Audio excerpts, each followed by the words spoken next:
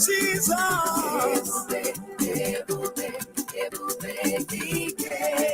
Somebody hail my Jesus.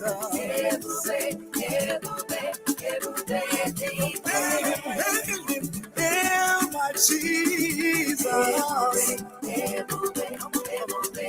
Come on, hail my Jesus.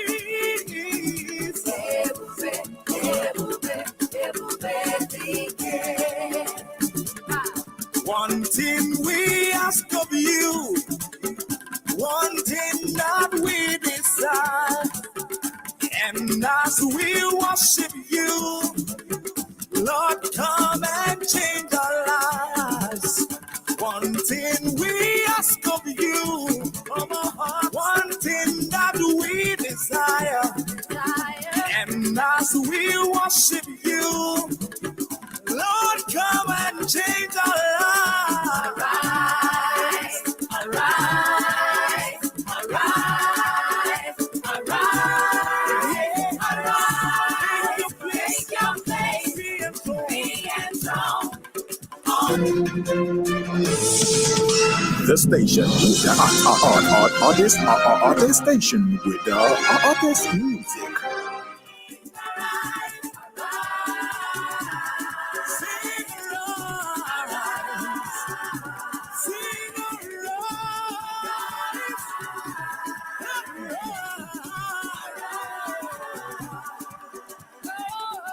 One thing we accept you. Thank you, sister. One thing that we desire. And as we worship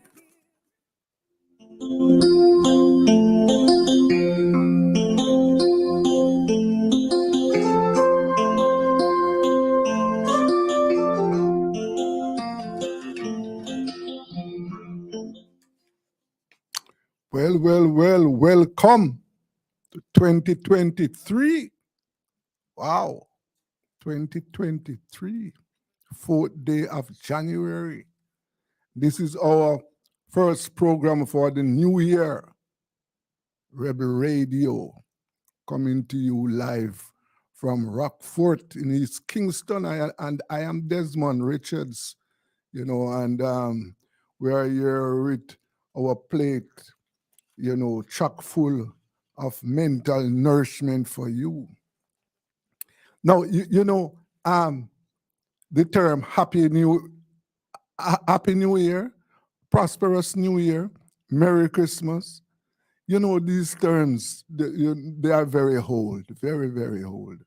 And I know that to a lot of people, including myself, it is part of our custom. Because throughout the world, globally, there are millions of people who did not have a Merry Christmas, and they are not having a Happy New Year. There are so many factors. For example, factors that we had from last year, which were not fixed. And there are no plans in place to fix them this year. And therefore, the year when you say Merry New Year, Happy New Year, Prosperous New Year, that is far away because the factors are not in place to make the year happy. Nevertheless, I wish everybody a Happy New Year.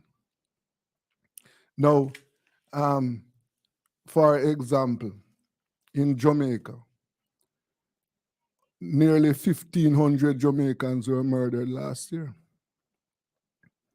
Now, I want my listeners and viewers to know that for the past 20 years, every year, for the past 20 years, over 1,000 Jamaicans have been murdered. And I don't know if you see it or you hear it. I don't see any concrete plans or hear of any concrete plans to address that issue this year. So, all those people who lost their loved ones and relatives and friends last year, they are still grieving. And already the year has started with, and the murders have started also. So this is one factor that I hope that we are going to be we are going to put plans in place this year to address. We would not like this year to end up with another 1,000 Jamaicans murdered. No. And what are we going to do about the 450 people who died on the road last year? Well, they are dead already. What are we going to do to prevent that from happening this year? And on this program, we are not going to forget the 1 million Black Jamaicans who are still landless and homeless and living in squalor in the country. We are not dropping that issue. What is being done to address those issues and many others which were present last year, and so we carry them forward this year. What is going to be done? I just identified three which I consider to be detrimental. What is going to be done? Well, we have amendments to the road traffic laws, and I hope all drivers are getting themselves familiar with the new rules so that you can obey the rules, you can avoid being ticketed.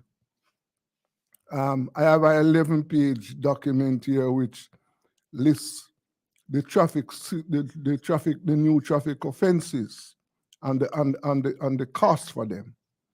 And I would invite all drivers to try and get access to these new rules so that they can, be informed to obey the rules and do what is possible in order to reduce accidents on the road this year.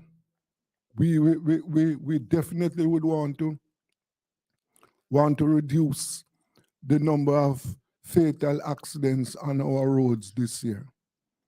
And therefore, if we obey the road traffic laws, if we obey the rules of the road, I think that can help to reduce the number of fatalities. And therefore, as I said, I invite all drivers to get themselves familiar with the new rules, right? Get yourself familiar so that you will not have to pay. For example, if you disobey the stop sign, it is $4,000. $4,000 for disobeying the stop sign. Disobey the no parking sign, $3,000. Disobey no right turn sign, $3,000. Driver overtake without no clear view, $5,000. Drawing more trailers than prescribed, $8,000.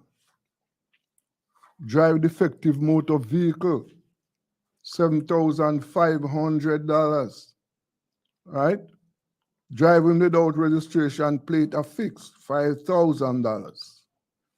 So you can avoid paying these fines and also being ticketed if you just obey the sign, obey the rules, obey the new rules, obey the new rules. $10,000 if you exceed speed limit if you exceed the speed limit, 10,000, right? On a road where there is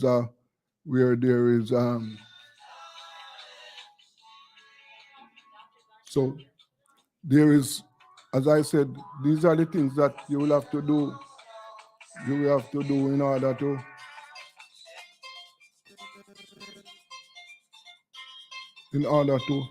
avoid the new traffic regulations. You have to obey the rules. Obey the rules, and once you do that, you will be you will be you will avoid, as I said, you will avoid being prosecuted, and also you will avoid paying the fines. So we want everybody to just obey the rules, and let us do whatever we can this year in order to make our roads safer, right? In order to avoid the fatal crashes, in order to avoid the deaths on our roads, right? Later we want to talk to Lloyd Dagelar, journalist, well-known journalist and public commentator. We're going to talk to him about the democracy, community democracy. And he has some proposal, and Lloyd is, as basis argument, one of the points that Lloyd made is that only 37% of the electorate voted in the last general elections, that was in 2020, right? And that 37% was divided between two parties. 63% of the voting population did not vote, right? And therefore, there is a legitimacy crisis for the government, right? Next general elections are due 2025. More people will have to come out and poll their votes.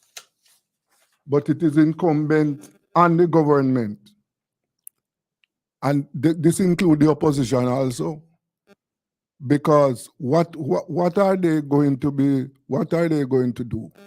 What must be done in order to get the people to poll their votes in a democratic elections to elect a government, right?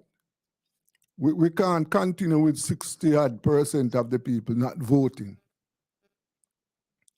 That means it's only the people who are voting, the people who voted in the last elections, are just the diehards on both sides, right? Are mostly the diehards. The people who are not PNP or JLP, they did not vote.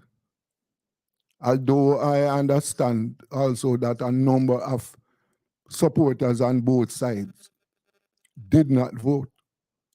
So it is incumbent on the parties to present programs that will entice the voters to come out and vote.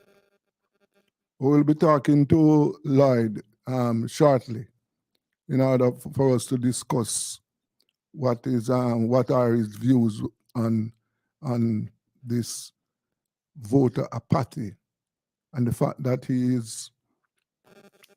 Lloyd is saying that we should have a sort of community government. In other words, the communities should set up their own government, or set up processes in order to govern themselves, to put the process in place for government,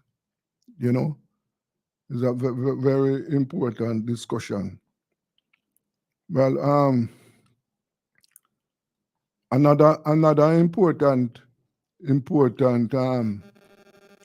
discussion that is required this year is about public transportation. Right now, the the the the the public transport operators, they have a lot of problems. One of the issues that they are talking about is the fact that they are required to pay tickets. And some of these tickets have already been paid. So they are now, in other words, they have in their possession tickets which they have paid for, and yet these tickets reappear as hand-paid tickets.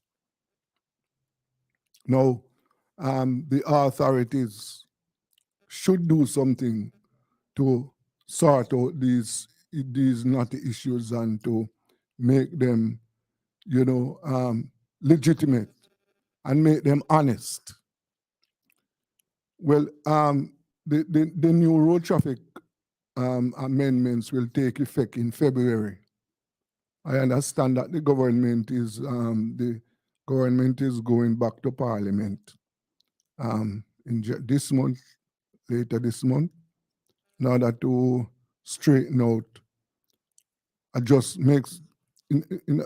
I think they are going to be adjusting some laws in order that those who tickets hand-paid, those with hand-paid tickets can adjust them. I think we want to take a break now, and we'll be back shortly.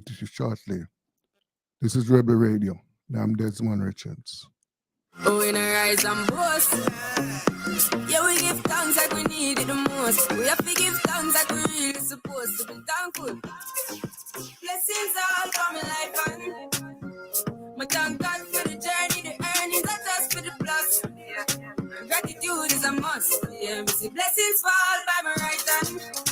But I toast for the friends that take off the load. One time did sit down in a class and we poured then only said the road and we go on with the road. Third form, me me try a thing. And you know it formed up to be a fire thing. Now up on stage with chronic, say I sing, yeah, see me all diggy soon, get the higher ring. Like, hello, brother, say I just shot ya. Saw your poster, spectacular photo. Keep it burning, yes, that's the motto. If me the butter pass through your soul to can't ball in a life, man.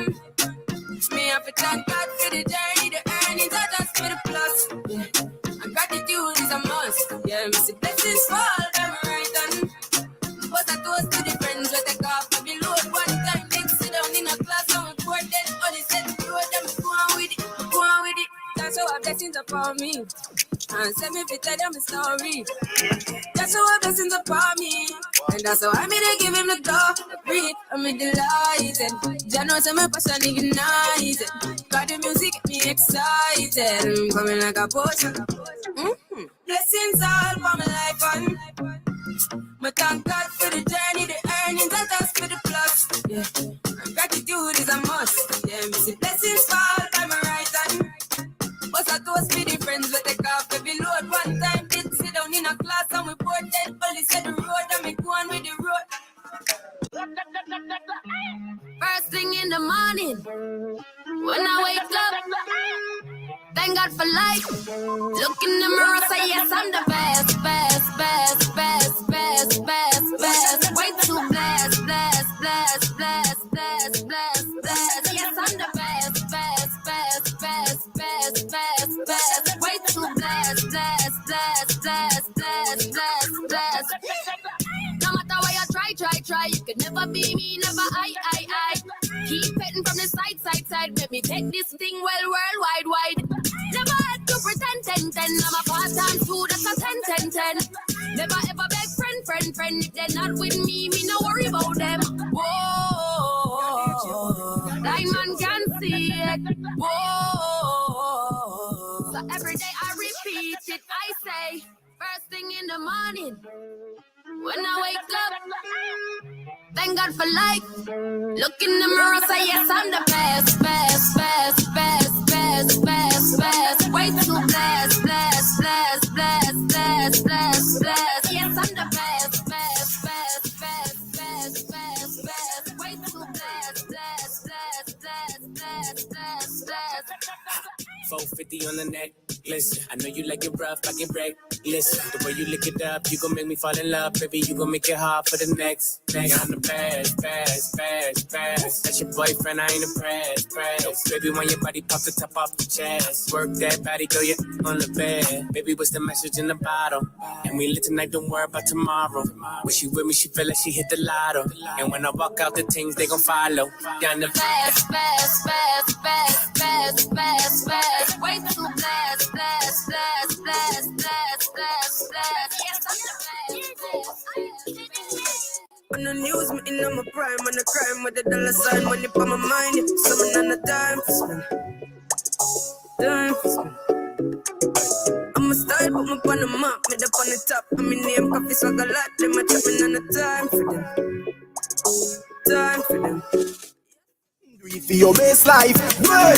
Go check your HIV status, well. So keep your life trending, no pretending. Me I tell yourself it, do it for you, do it for you. Every time you are link with a condom, coulda Ozzy, coulda wife, coulda be a random. Condom connect, can protect your profile. Be your own fan, do it for your best life. Do it for your best life. Do it. Don't put yourself at risk. Condom connect every time. Do it for your best life.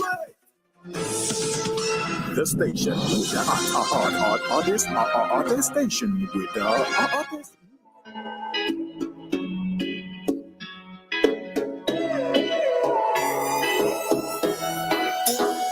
Where will we go? When the quarantine thing done and everybody touch road. Mommy, me gonna start, pull up in a fast car, yeah. And a fast start, make you want the fast part, yeah. I know you're feeling me. You know I'm feeling you. So what now we feel, yeah. Hey, fancy, all your heart state, now no vacancy. Last time, see up on FaceTime, chatting up the place, bout you know my relationship. Me, I go put you on lockdown. I put your body on lockdown. You got me on lock now. You got my passion on lock. Oh, if you love me, you should let me. You should let me. You should let me know. And if you don't know, better feel let me. Better feel let me. I better you let me go. Pulling up, pulling up, pulling up. Nobody deal with the bugger and talking. But nothing now we are chilling in an apartment. Hope you don't mind me asking, where will we go? When the quarantine thing done and everybody touch road. Mommy, me gonna start, pull up in a fast car, yeah. And a fast start, make you want the fast part, yeah. I know you're feeling me. You know I'm feeling you. So what now we for do, yeah. Say you want trouble, we go hope valley. Say you hope in your love and not just no tally. Make my heart full of some love you totally. Do my own thing, I'm in no trouble, nobody. I'm watching out on the patio. And they didn't hear by them are what we know. Swing on me, no miss like Pacquiao. What you feeling for hot coffee, yo? What you know? All you want talk but how much you money. Yeah, anything you want, coffee got the money. Yeah, me give you my heart, make you take it from me. Anything you want, me give you my heart, make you take it from me. Where will we go?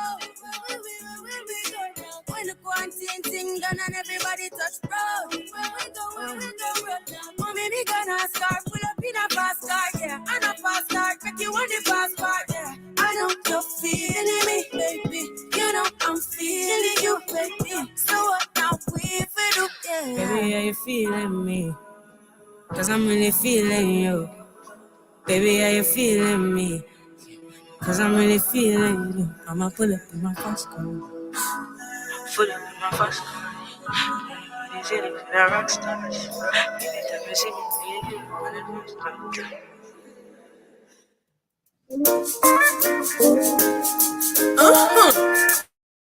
Yeah, I'm Miss NPR style. Jamaica when I smile. No, sir. A ragamuffin reggae beat, NPR on the street, can't stand on the feet. 2030, we still like do it. Every stage show, we still like keep. Every big song, they on repeat. Them a respond in a them feet, them a clap hand. Yes. Welcome back again to Rebel Radio. And at this time, we have with us well-known journalist and public commentator Lloyd Dagelar. Lloyd, are you there? Lloyd.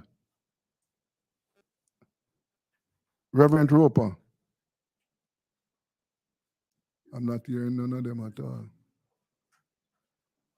Hello.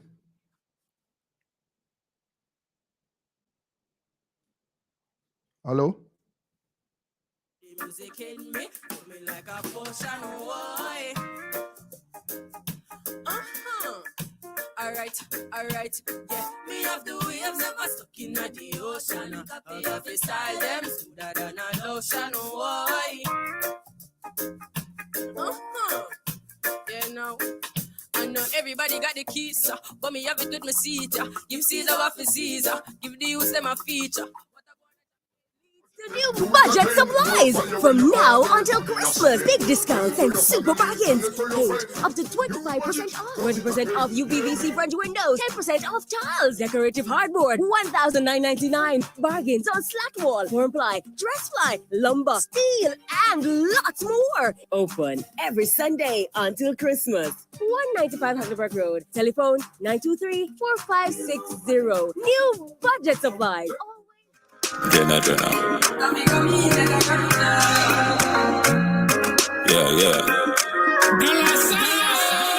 Coffee come in like a raptor, and everybody get captured. Yeah. Play sleep up like a helicopter, when them see the lyrics constructor. Coffee come in like a raptor, and everybody get captured. Play sleep up like a helicopter, when them see the lyrical doctor. Coffee acting up the temperature for them, see. Me know the man fi but friend me fi envy. Yo, of course me see people around me so plenty, but me pocket na empty, me need space so long. Them no life is see the use them healthy and wealthy. So before them help with them belt with them bench with. Got to use some senti and them be a medsi. Build up mama house and buy the Benz them and Bentley. Same way so me see the enemy a protest. Oh, and him could come the closest. No, I can feel still I do the mostest. I want me to put in work and just the process. Put me trust in a judge because you know best. Remember the days them when me close left. Man I create progress, work hard no rest. Till I beer sweat, clear the way let's start. Coffee come in like a raptor, and everybody get captured. Play sleep up like a helicopter, when them see the lyrics constructor. Coffee come in like a raptor, and everybody get captured. Play sleep up like a helicopter, when them see the lyrical doctor. Tell them to give me no limit. No, them say coffee, but you are all midget. Girl, but when me speak lyrics, me don't fidget with it. Child did it, call with it like me gold dig it. Bro. Give her the mic and give her 4 minutes. Yeah, and just listen while she flow lyrics. Yeah, coffee and the coffee, me said no gimmick. She a pro with it, treat the rhythm like she grow with it. Watch out. Me too profound, kill them with the verse and with the pro. Now, when they come around, they fuck the whole town. Anyone me show up is a shutdown. Yeah. Sister coffee with the gold. Sound Spain town, picnic, pick up the whole town. Somebody quick give her the crown. Full of beer, diamond and gold. Stone. See ya. Coffee come in like a raptor, and everybody get captured. Yeah. Play sleep up like a helicopter, when them see the lyrics constructor. Coffee come in like a raptor, and everybody get captured. Play sleep up like a helicopter, when them see the lyrical doctor. In coffee full of punch like a boxer. Lyrics give them lockjaw. Chopping like a oxa. And my baby, give them some lacta. Coffee, good. Spanish Strong's finest. Yes, sir.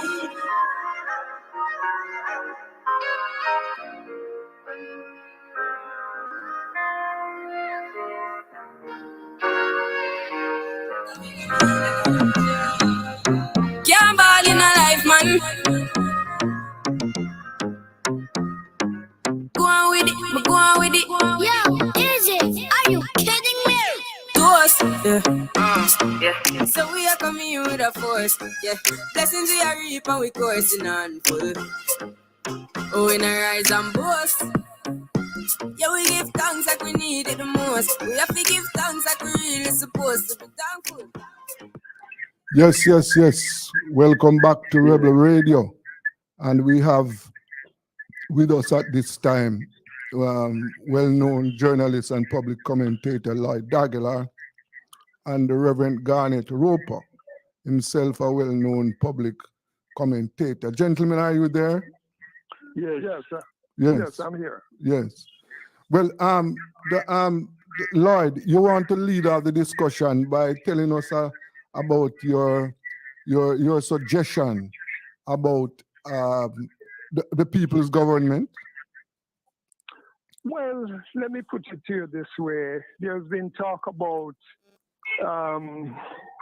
states of emergency, zones of special operations, social intervention, but I don't think that we're really having a profound discussion on this at all. Yes. And I have been saying all along that you need social intervention.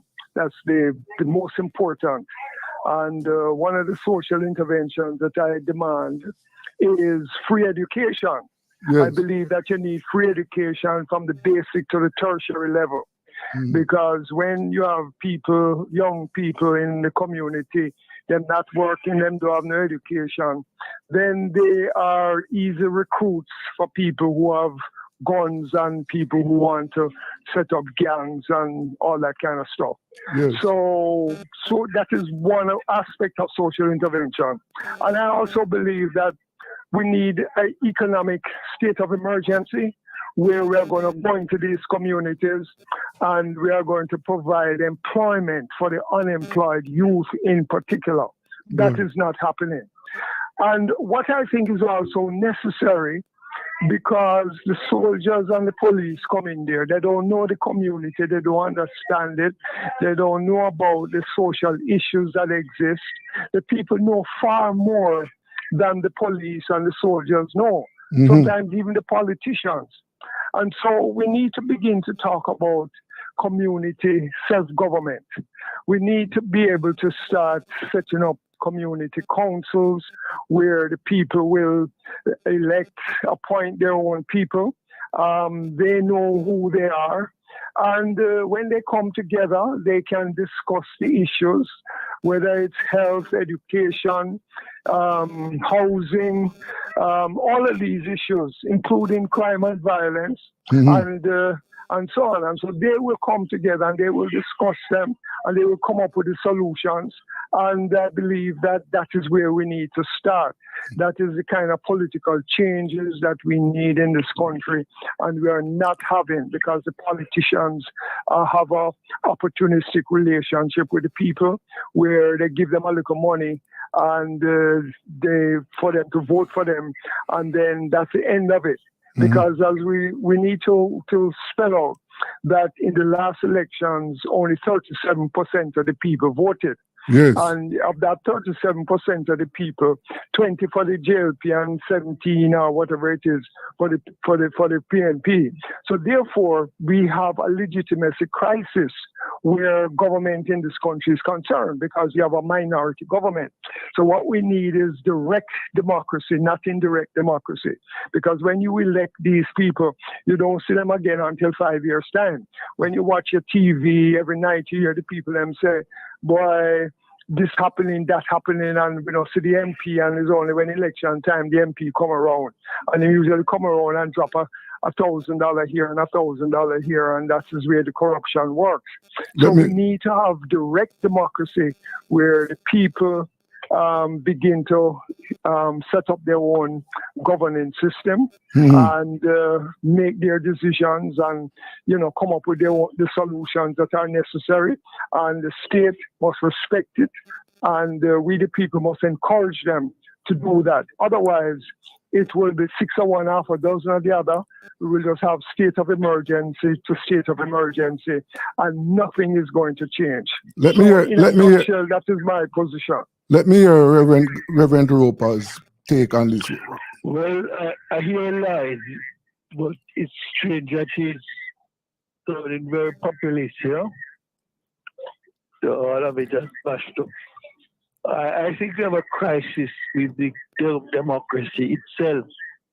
If we look at other fields far from us, we see that they have a crisis that they can't elect a leader for the Republican side of the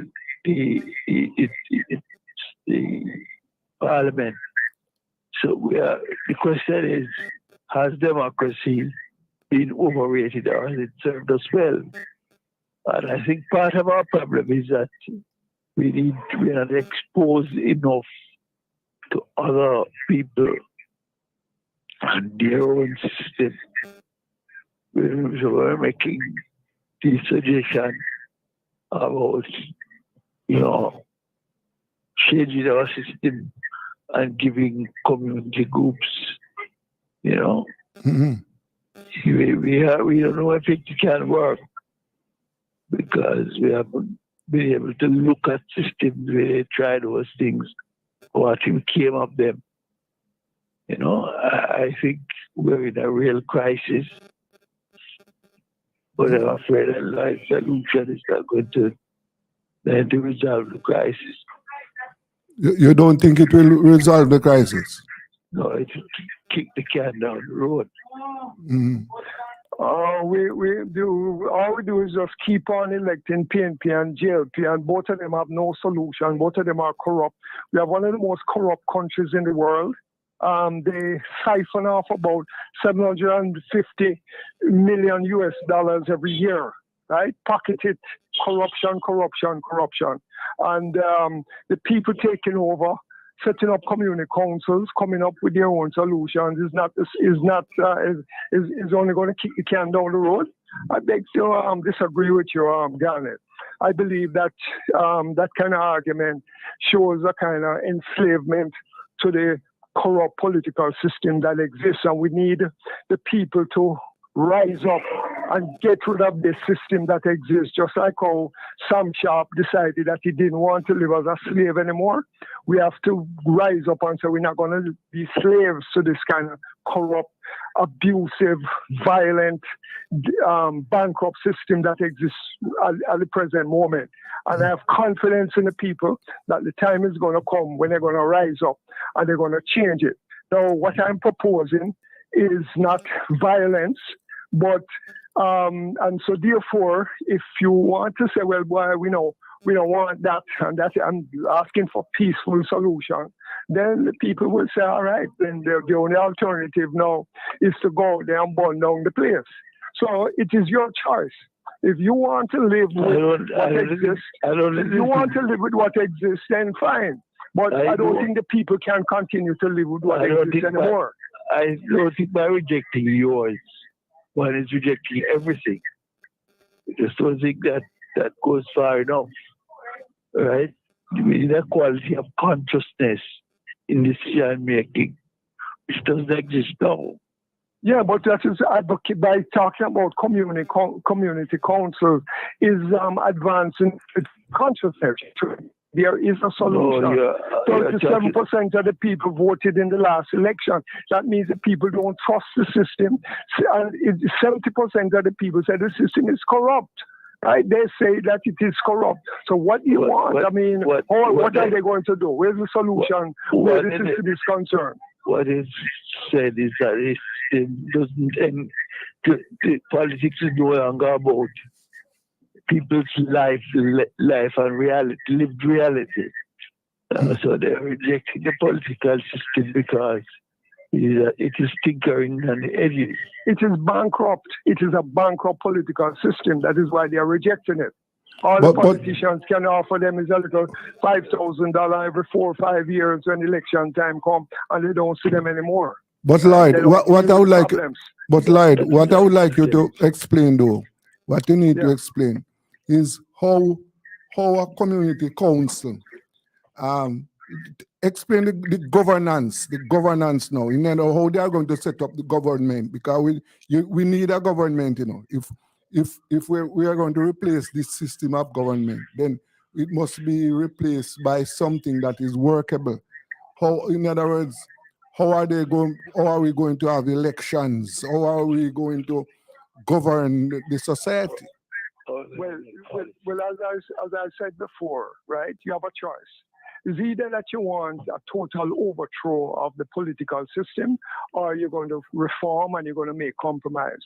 And Yes. if you realize that the people who are ruling over us are not doing what they're supposed to do, then I believe that it would be in their interest to make a concession to the establishment of community councils and say, boy, you have certain powers. You need money, you come up with the solutions. Let us begin to talk about the budget, how much money is spent, etc., etc. So what we need, what we have in this country is indirect democracy. You elect somebody today and you don't elect them again until 5 years' time. They don't come back to you, don't have no input into the system at all. So if we want to have any kind of reform that is meaningful, then this is the kind of reform that we need. Yes. So it is just a step forward in the process of educating people and building consciousness. And that is what I'm advocating. So Okay. I could say, boy, I'm a terrorist, so I could go engage in terrorism. I'm not advocating that.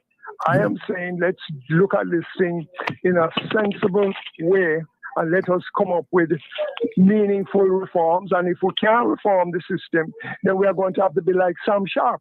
Yes. Sam Sharp, who said, I don't want to be a slave anymore. So that is the options that now face the ruling class in this country. Whether they believe that they can continue to, run this corrupt system and the people are just going to go along with it forever and ever and ever. And I don't believe that is going to happen at all. I believe one day the people are going to rise up like Sam Sharp and say, we're not living like slaves anymore. Okay, yes. And so in other words, then what you are proposing right now is a reform.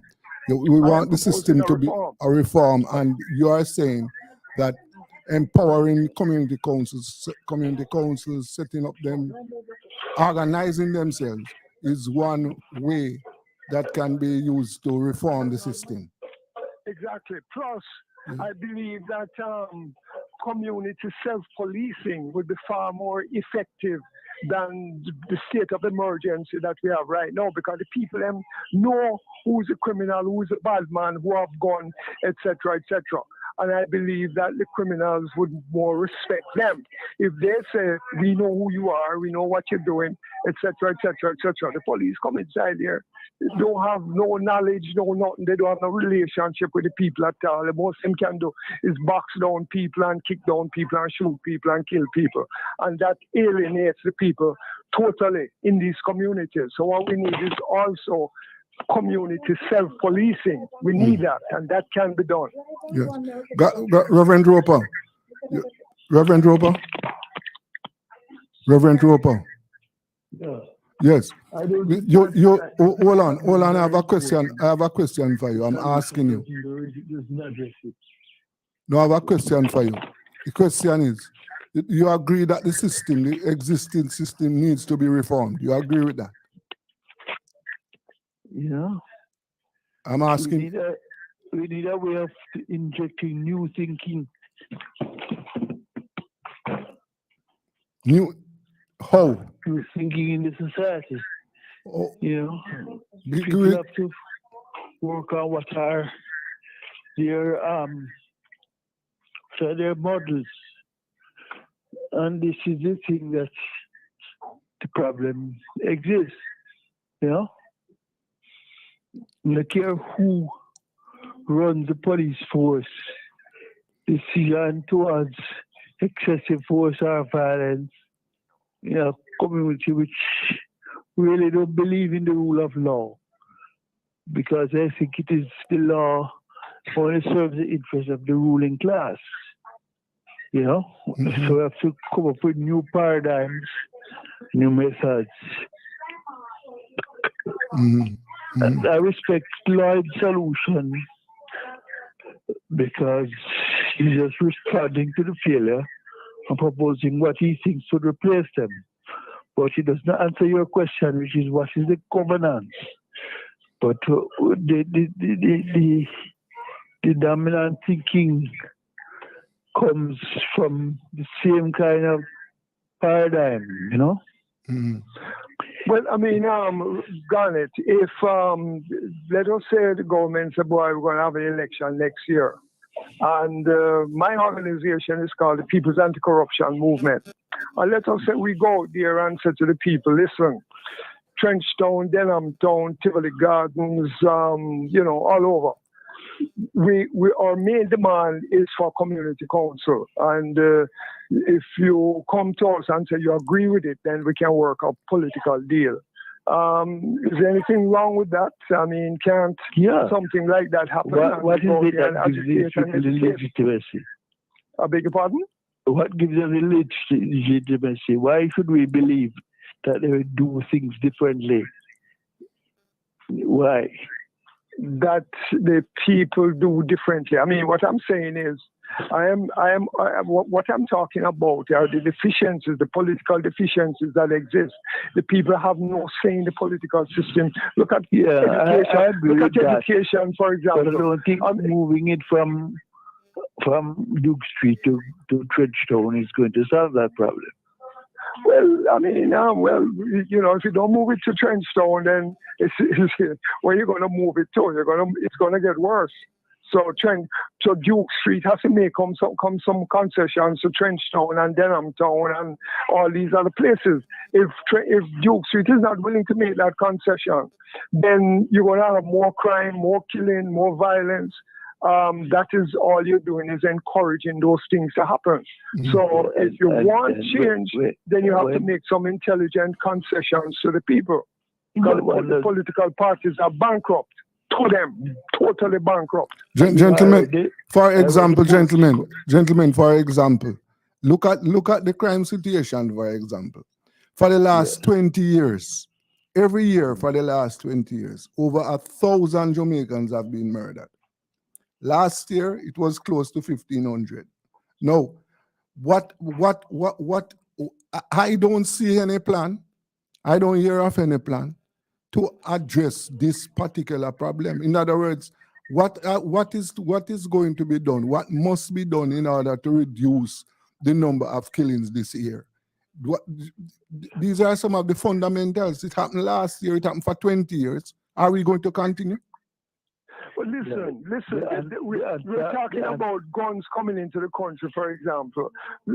Andrew Holness got to America the other day and said, boy, we want to lock up the Jamaicans or target them who are bringing guns into the country. But Andrew Holness needs to talk to the Jamaican people and say, these are the 30 people that are bringing guns into the country, etc., etc. Because guess what? 300.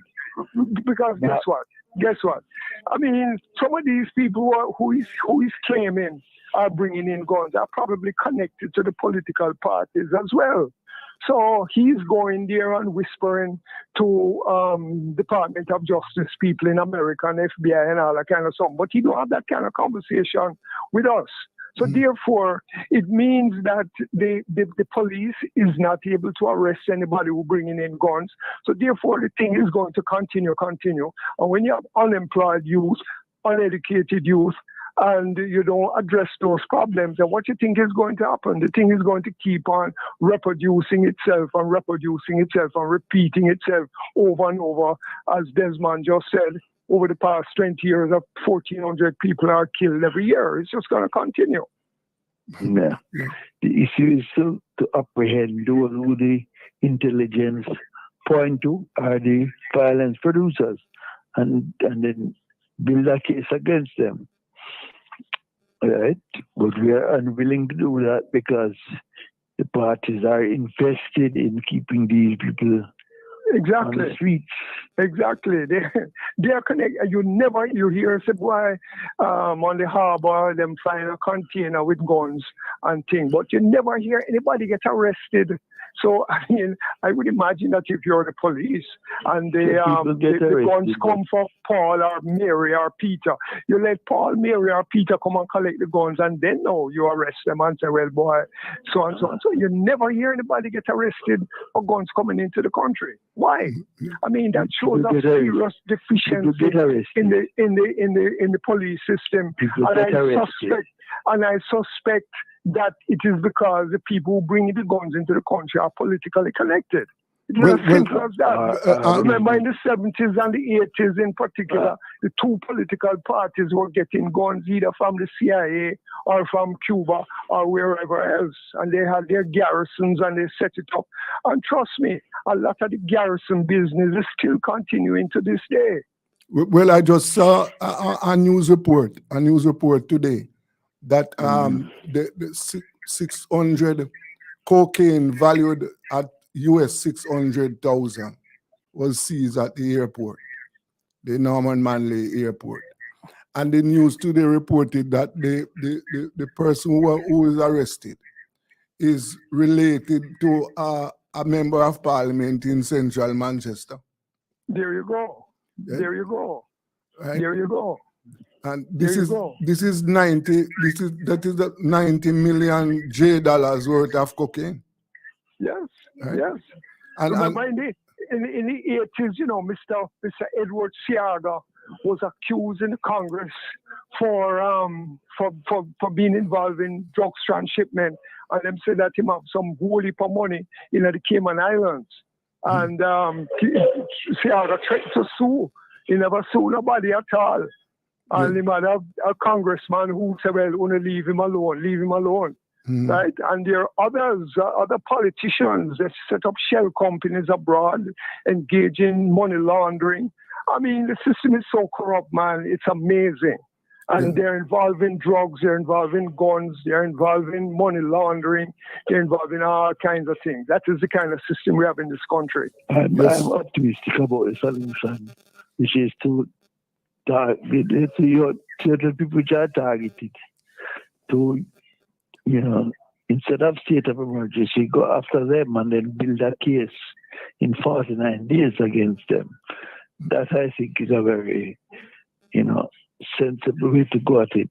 The trouble is, you know, even if they are arrested and put in jail, you know, the system is set up is porous, you know. Yeah, well, as the government information in and out. Yeah, the government, the Prime Minister said that this year the government will be looking at more laws, stiffer laws, to deal with the situation. Already, if you are caught with an illegal firearm now and convicted, you face 15 years in jail. But as you say, indefinite detention, you know. Yes, but what you need, and you talks today, but he can't talk to his opposite, sit down at the table, you know. Yeah. Well, one thing that is required though is that both parties need to sit down and arrive at a solution or solutions to the crime problem. This is something that is required. Which country is going to require that of them? But listen, Desmond, it is Tweedledee and Tweedledum, different wings of the same bird. There is no difference between PNP and GLP. The PNP, for example, keep on saying, boy, you don't have no crime plan, and we must meet at Ville Royal and have some talks. But guess what? The PNP need to tell us what is their crime plan. You never hear Mark Golding or Peter Bunting or anybody else say, this is what our crime plan is, because they have no crime plan whatsoever. They just want to talk, and that's all they do. They have no crime plan whatsoever. Tweedledee and Tweedledum. Tweedledee and Tweedledum. Left out of which conversation?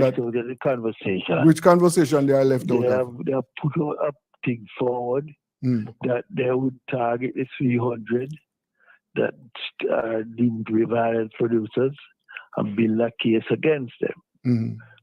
And nobody has taken that up. No. Whether to reject it or to accept it and move on. But that is their plan. That's where we are. That is what you call. That is their crime plan. That is the PNP's crime plan. That's what Mark Golding has offered. Okay. Yeah, well, I don't consider that a crime plan. That is no different from what Andrew Wallace is saying. The same thing. You know, and what Anthony Anderson is saying. Well, we know that there are so many gangs in the country and we're going to target them and this and that and that. All nonsense. Oh, them no says 300 gangs and them not arrest the people who belong to these gangs. Listen, some years ago, the Gleaner, evidence. Some years ago, the Gleaner had an editorial which says we have 2 gangs in the parliament. And none of them was able to refute the argument by the Gleaner that you have 2 gangs in parliament. Mm-hmm. So what about the 2 gangs that are in parliament? How are we going to deal with that? Right? Yeah. We have 2 gangs in parliament. Gentlemen, you're rejecting foolishness. The foolishness of your own.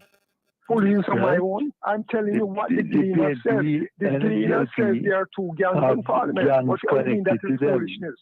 But they're not the gang. They're not the gang. Gentlemen, they no control garrisons and them no import guns and them no involved in a corruption. Them not gangs, huh? I don't believe that. I don't believe that there's credible evidence. Gentlemen, we have run out of time. We have to continue this discussion. I mean, because the crime problem is one of the central problem in the country. Yeah. And right now, I am saying that we whatever progress, we are not going to make the progress that we can do in this country until we address the crime problem.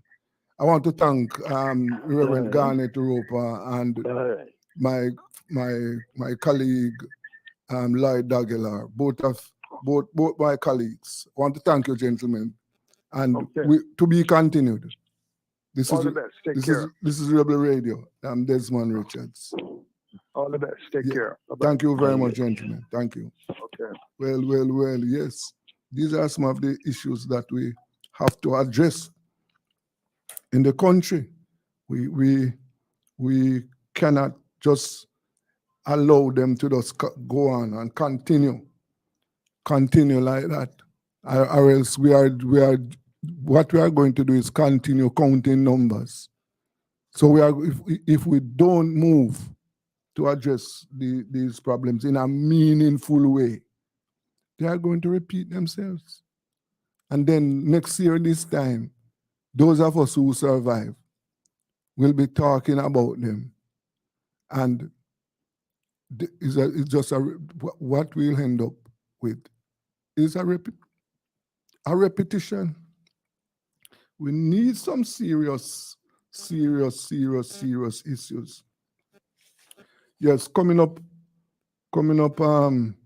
shortly now, we will be going over to Talking Business, Talking Business program, or weekly program where we talk about what is happening in the business community and how we can promote business in the country. But we are going to take a break now, and then when we come back, we will be talking business. This is Rebel Radio. Carry us away, captivity required from us a song. How can we sing the Lord's song in a strange land?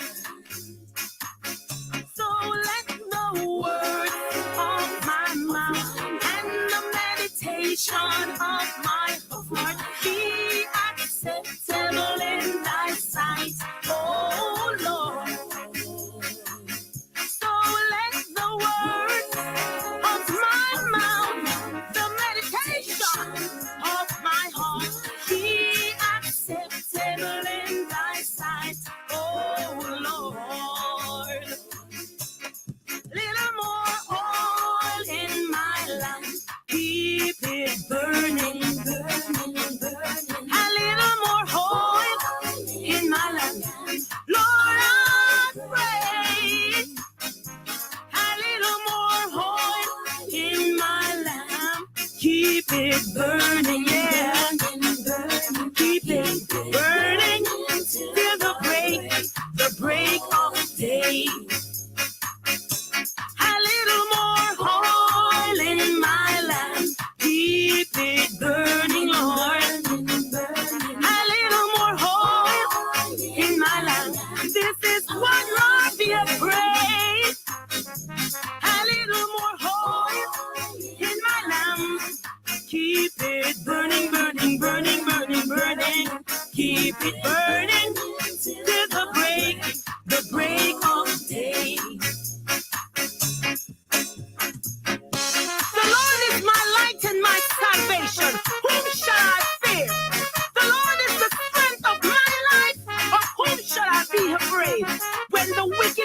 enemies come upon me to heat up my flesh, they shall stumble and fall. For I have desired to stay in the house of the Lord all the days of my life. Hallelujah. Yes, Lord.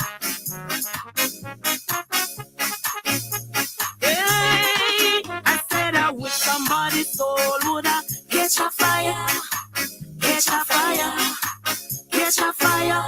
I wish somebody's soul would catch a fire, burn them with the Holy Ghost. Yes, Lord, burn them, burn them with the Holy Ghost. Yes, Lord, burn them, Jesus, burn them with the Holy Ghost. The station with the artist station with the artist music. With somebody's soul would catch a fire, burn them with the Holy Ghost, and everybody say, Amen, Amen,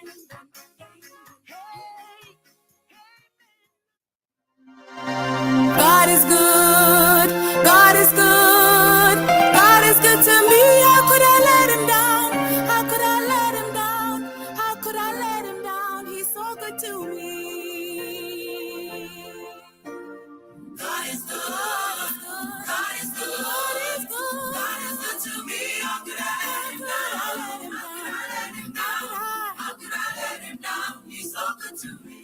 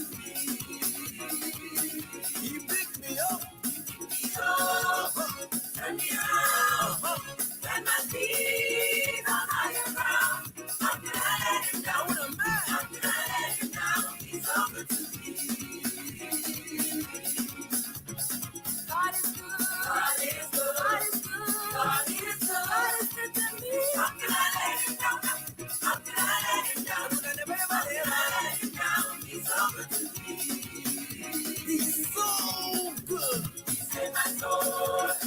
Let me hold. It's so good to me. How can I let it down? How can I let it down? How can I let it down? He's so good to me. Everybody sing now. My God is good. My God is good. My God is good. My God is good. My God is good. My God is good. My God is good. In my evening. Island clean, so clean. From the peaks to the beach, so clean. No dirty of Jamaica, please don't do it. Keep we island clean, so clean. From the peaks to the beach, so clean. No dirty of Jamaica, please don't do it. No dash, no paper, no dash, no plastic. Dispose your garbage responsibly. No know how to recycle, learn it quick. And if you drop it, better pick up every piece of it. Plastics last forever, don't forget the bits. Cause when them touch the street, them end up in the sea. Collect pan the reef where they fish them feed. And when you want seafood, I eat your Keep eat. the island clean, so clean. From the beach to the beach, so clean. No dirty of Jamaica, please don't do it. No dirty of Jamaica, no dirty of Jamaica, no dirty of Jamaica, no dirty of Jamaica. Lord Jesus. May I tell you, my God, you're just sweet. Yeah. So I could take it to them, yeah. So sweet, my God is sweet. So sweet, my God is sweet. So sweet, God is sweet, God is sweet, God is sweet, God is sweet, God is sweet. God is sweet, God is sweet, God is sweet, God is sweet, God is sweet. Hey, him so sweet, him make you want to lick your finger. And when him pour him blessing, him me can get more. And him alone can make me skin want catch a fire. Call me greedy if you want a God when me drink water. My God is sweet, so sweet. My God is sweet, so sweet. God is sweet, God is sweet, God is sweet, God is sweet, God is sweet. God is sweet, God is sweet, God is sweet, God is sweet, God is sweet. Hey, if more want food, then put food on from the table. And if me sick and want some healing, God is here. But not to mention if me have some tribulation, God will take them, all of them, and give me satisfaction. My God is sweet, so sweet. My God is sweet, so sweet. God is sweet, God is sweet, God is sweet, God is sweet, God is sweet. God is sweet, God is sweet, God is sweet, God is sweet, God is sweet. Hey, sweeter than cooked food, sweeter than yogurt. Sweet, so sweet, him not got turn you in a fool. My God is so sweet, you gotta come and get some of him. Yeah. Yeah.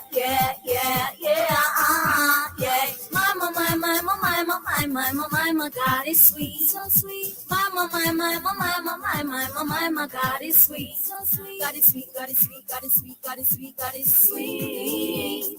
God is sweet, God is sweet, God is sweet, God is sweet, God is sweet. Hey, him so sweet, him make me want to lick my finger. And when him pour him blessing, him me can get more. Oh, yeah.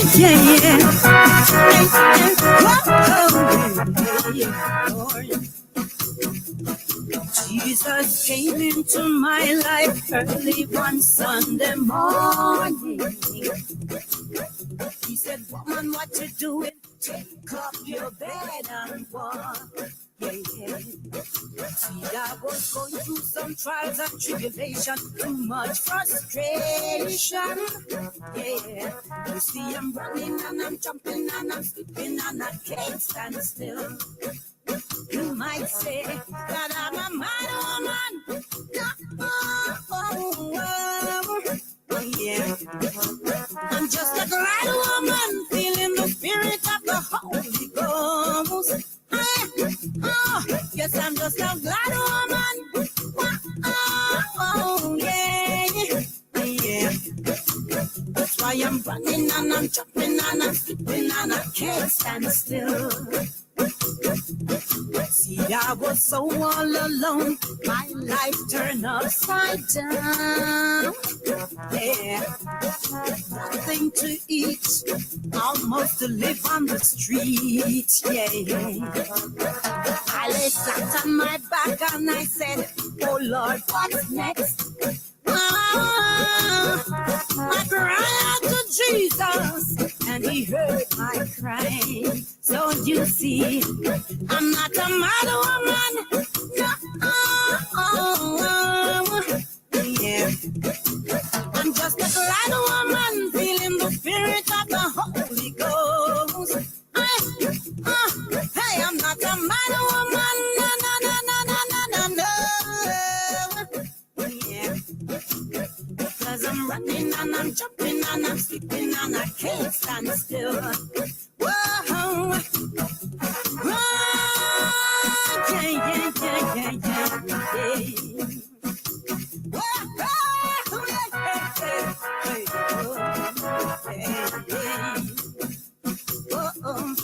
Jesus came into my life early one Sunday morning. He said, woman, what you doing? Take up your bed and walk.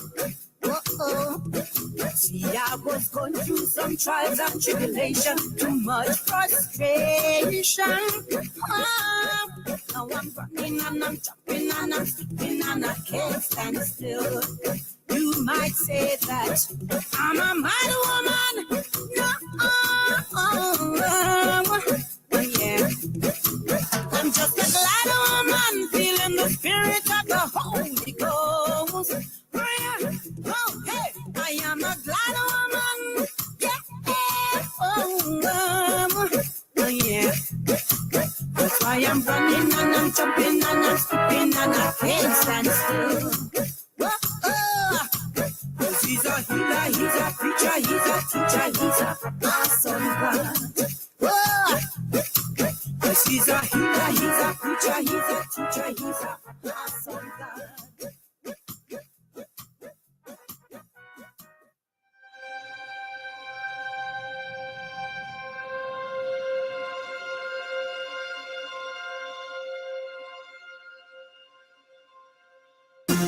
One, two, three, two more. 1, 2. I does the 30 minutes activity daily. Love your body, treat your body right. Vegetables, make sure you eat plenty. Children do 60 minutes activity daily. Drink some water when you feel thirsty. Cut down dessert and have a smoothie. Jamaicans, love your body, treat your body right. Love your body, treat your body right. Just eat right. Love your body, treat your body right. Love your body, treat your body right. One more time now. Love your body, treat your body right. Love your body, treat your body right. Just eat right. Love your body, treat your body right. Love your body, treat your body right. Listen up.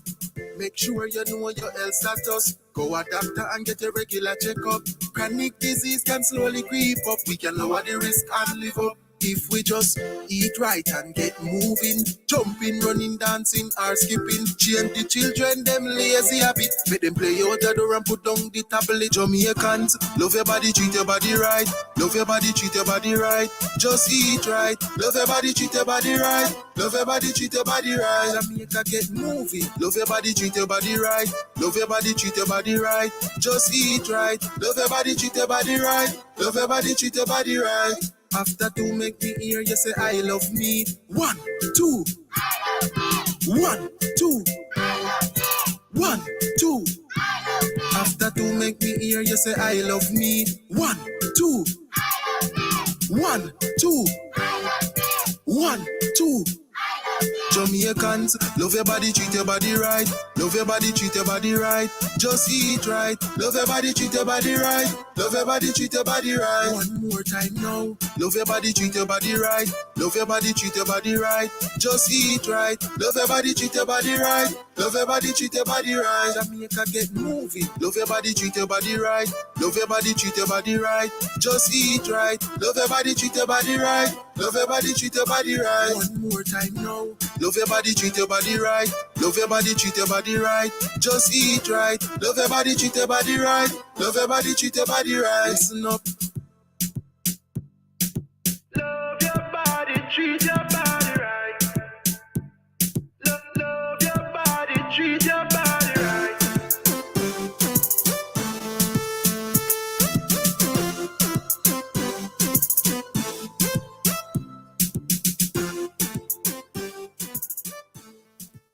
He's on my knee, yeah. He's on my knee, yeah, yeah, yeah. He's on my knee, yeah, yeah. He's on my knee, yeah, yeah, yeah. Jamaica. Best decision ever. Feel the sand between your toes and the gentle waves of the sea on your skin. Feel the warm Jamaican breeze lift your spirits and nourish your soul. Escape to exactly what makes your heart beat. You will love every moment. Jamaica, heartbeat of the world. Let's go.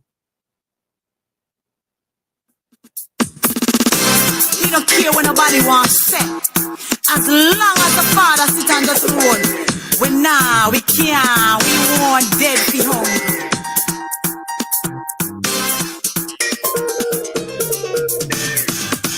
I will not suffer. I will not beg no bread. You want me to say? God is my provider. I will not beg no bread. You know the reason why? Him and me daddy, oh. Him and me daddy, oh. Him and me daddy, oh. Jesus and me daddy, oh. When I need peace, he is Jehovah Shalom. When I'm sick in my body, yeah, he is Jehovah Rapha. You know that my God is my eye provider. And I won't never take no breath, no. Him and me daddy, oh. Him and me daddy, oh. Him and me daddy, oh. Jesus and me daddy, oh. When I need to chill, yeah, he is Jehovah Shalom. When I am hungry, he is Jehovah Jireh. Don't you know that God is my provider? I will not beg no bread. No. Him and me daddy, oh. Him and me daddy, oh. Him and me daddy, oh. Jesus and me daddy, oh. Check this. Let's me papi, oh. Let's me papi, oh. Let's me papi, oh. Jesus me papi, oh. Check. Jesus is my deliverer. Jesus is my deliverer. Jesus is my deliverer. I know 'cause he delivered me. When I was sick, he delivered. My bills to pay and he delivered. Jesus is my deliverer. I know 'cause he delivered me.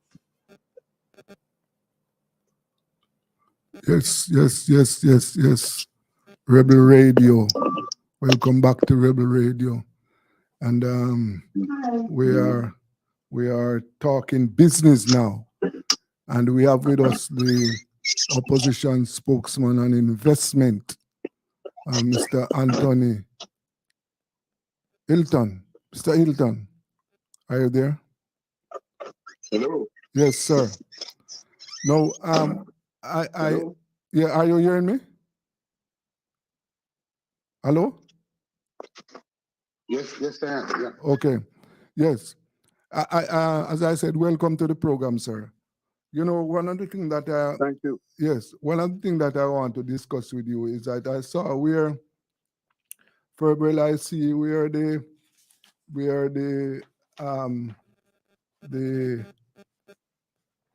1.5 million dollar loan was granted to No, CARICOM. 1.5 billion. Billion was granted Mhm. to Caribbean states.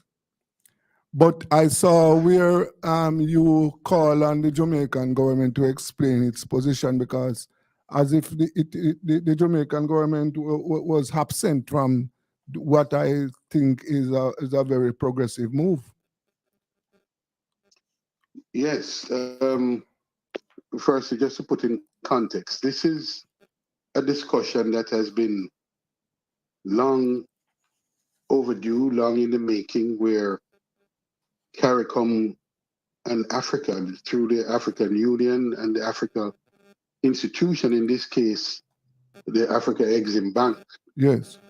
has been having discussions about trade and investment between Africa and the Caribbean, and CARICOM in particular.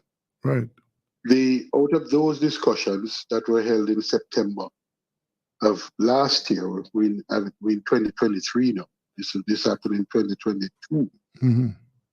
There was a high-level meeting in Barbados among ministers and very senior officials by CARICOM member states. Yes. To iron out the terms of an arrangement by which Africa Exim Bank could begin its operations in the Caribbean, and they could be working together to encourage and to stimulate investment and trade between CARICOM and Africa.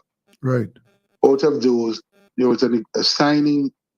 A signing of an agreement occurred, took place at that meeting in September, and by that arrangement, the Africa Exim Bank, subsequently their board meeting in Ghana, wherever the head office is. Yes. The board took a decision that some $1.5 billion will be available through this fund that will be created to do business in the Caribbean with Africa. Right. Jamaica, some 9 CARICOM countries participated in that meeting, signed that agreement.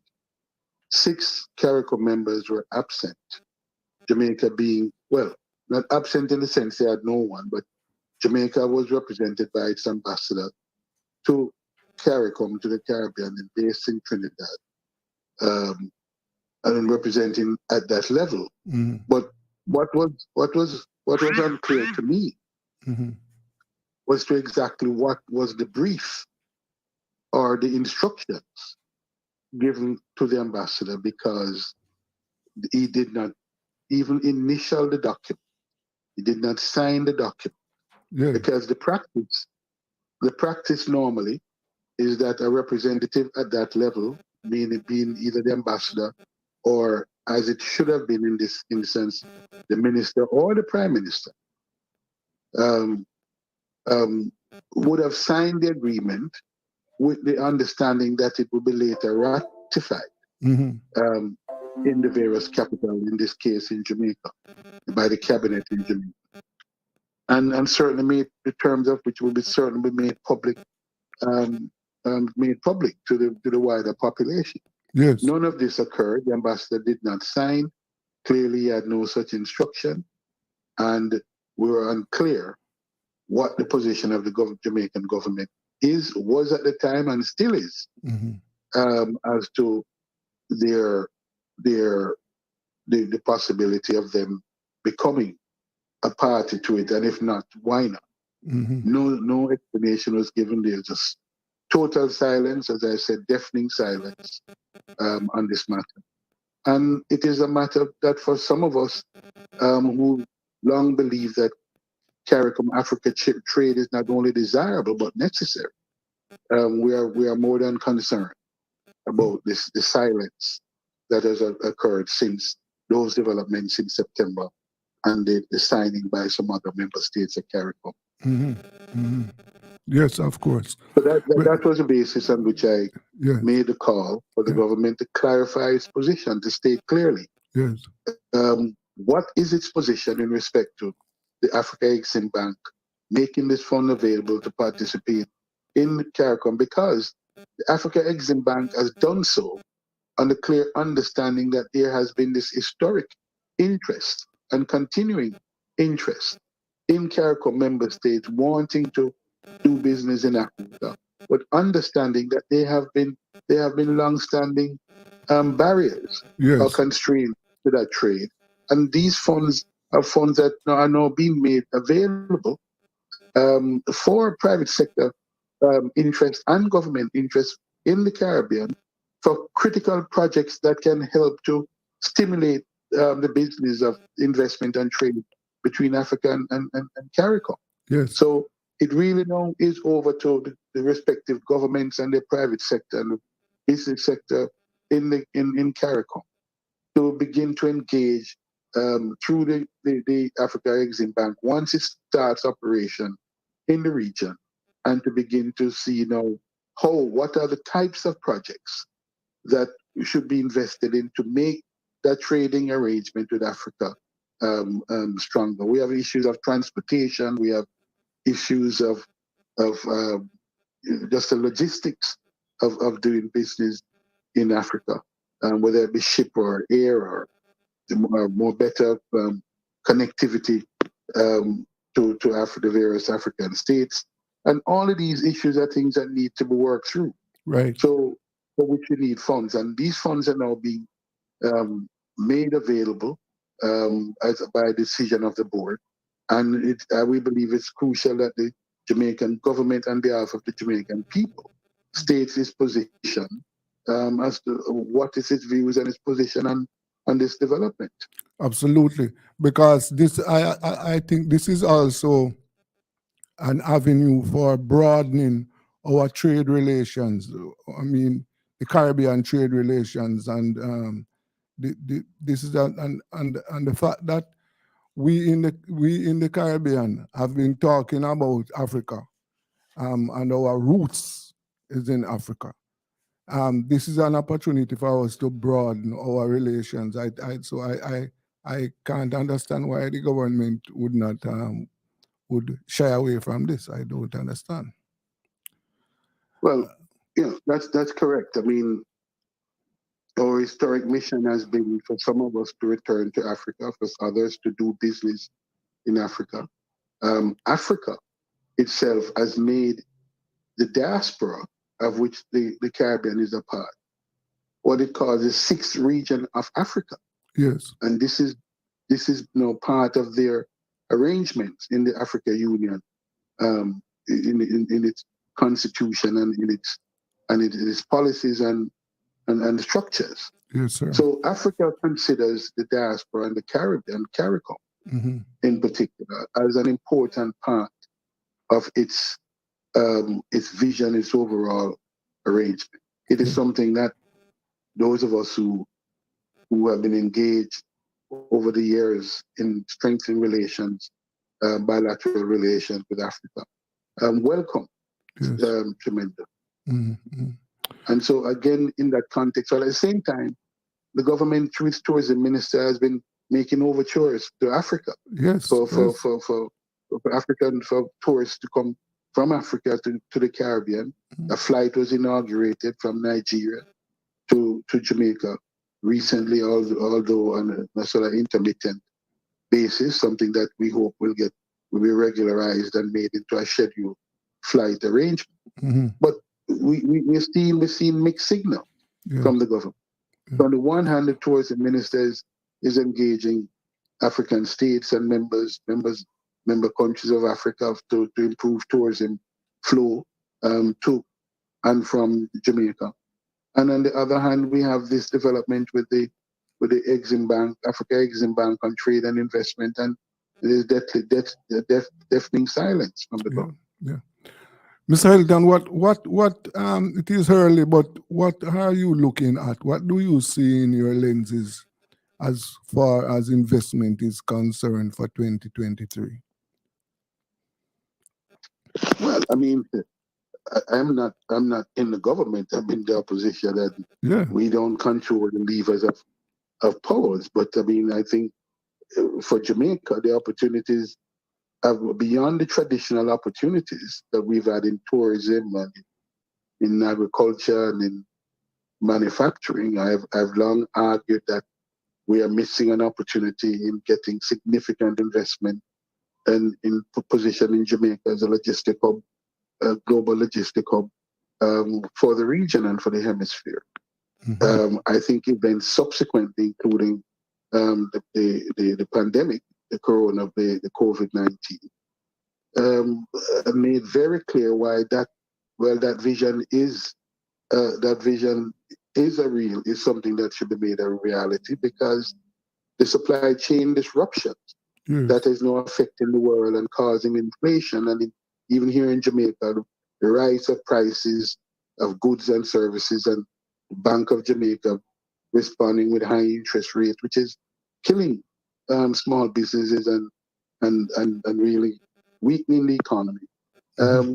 All of this is due to an inability to have a supply chain that works and could withstand shocks of this kind. This is what I've been long talking about that is needed, and I think now more and more people are seeing it. Not everyone is, because everybody's still asking, where is that hub, as if it's a particular place they're looking to see, when in fact what we need is a series of activities along the ports.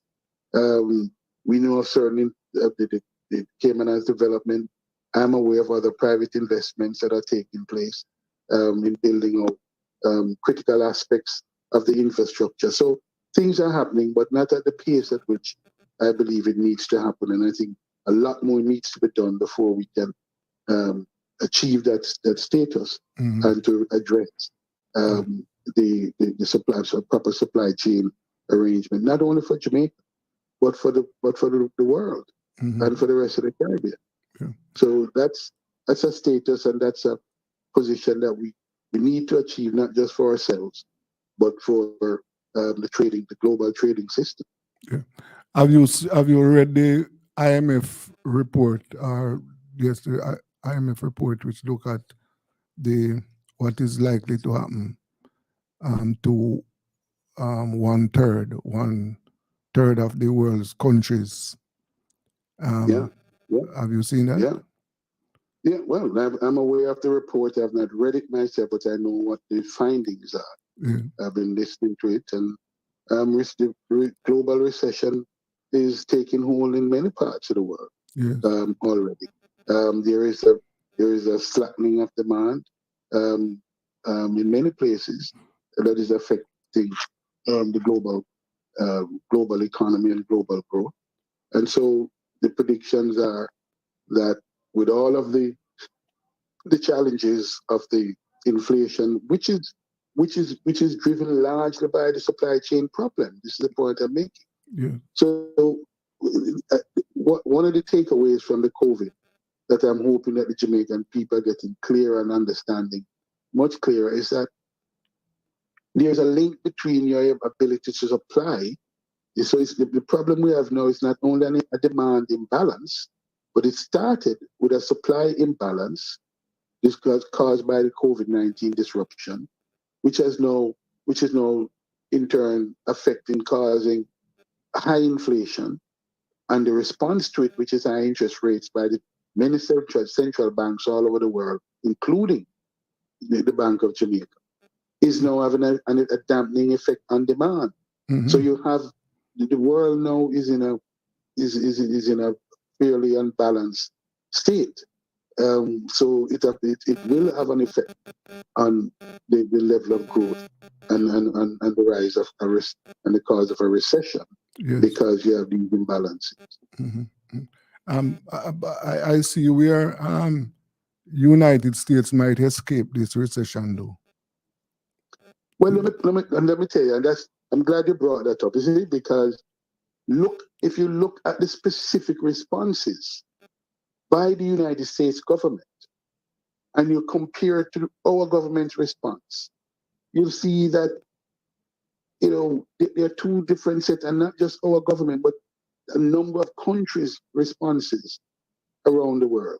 The reason the United States may escape it because the government, the United States government, has taken some strong action, some strong fiscal arrangement. Look at they've passed several acts. They've passed the Infrastructure Act, which is several $billions in infrastructure development, again addressing the supply chain problem. They've passed what is called the Inflation Reduction Act, the IRA, which addresses the whole issue of the supply chain, the critical strategic sectors that have been affected by this supply chain problem. And so the US government has been very proactive in taking specific measures to overcome or to address the supply chain problem and the risk associated with the global supply chain.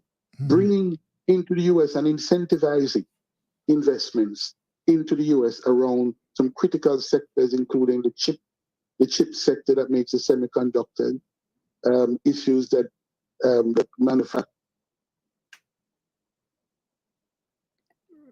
Hello?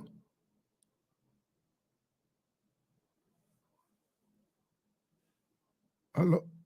I don't know what happened to Mr. Hilton. Mr. Hilton, you are there? He just chipped out.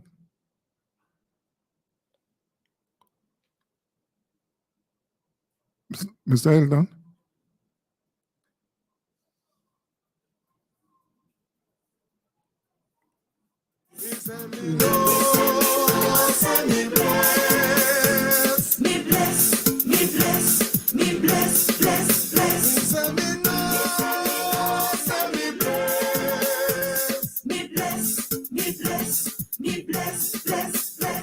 As long as Jesus, I think He provide and He knows. Say me blessed. Are you blessed? Yes. Are you blessed? Oh yes.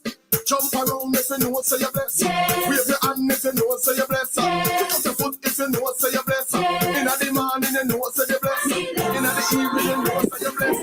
And you're blessed and the devil can't test. So you're blessed and you know you don't stress. Lift up your hand if you know so you're blessed.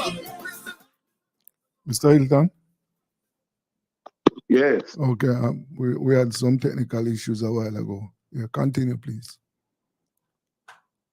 No. The point I was making is that if you look at the specific actions of the United States government, they have been very proactive and taken some very strong fiscal measures by way of new piece of legislation that incentivizes development in certain areas, including and critically, most of which is focused on addressing the supply chain problems created during the COVID period and really started before that.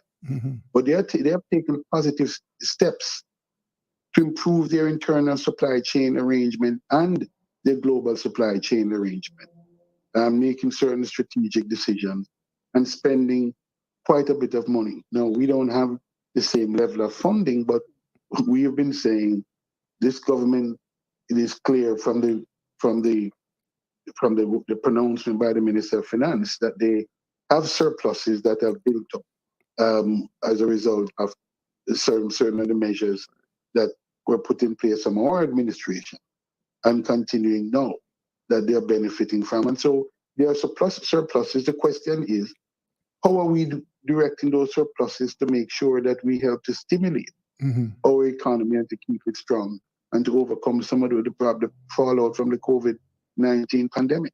Yeah. One of the things you could do for us, explain, you have seen and we have seen where the government went back to the IMF to access some funds. Could you explain to our viewers and listeners, what is the value of that?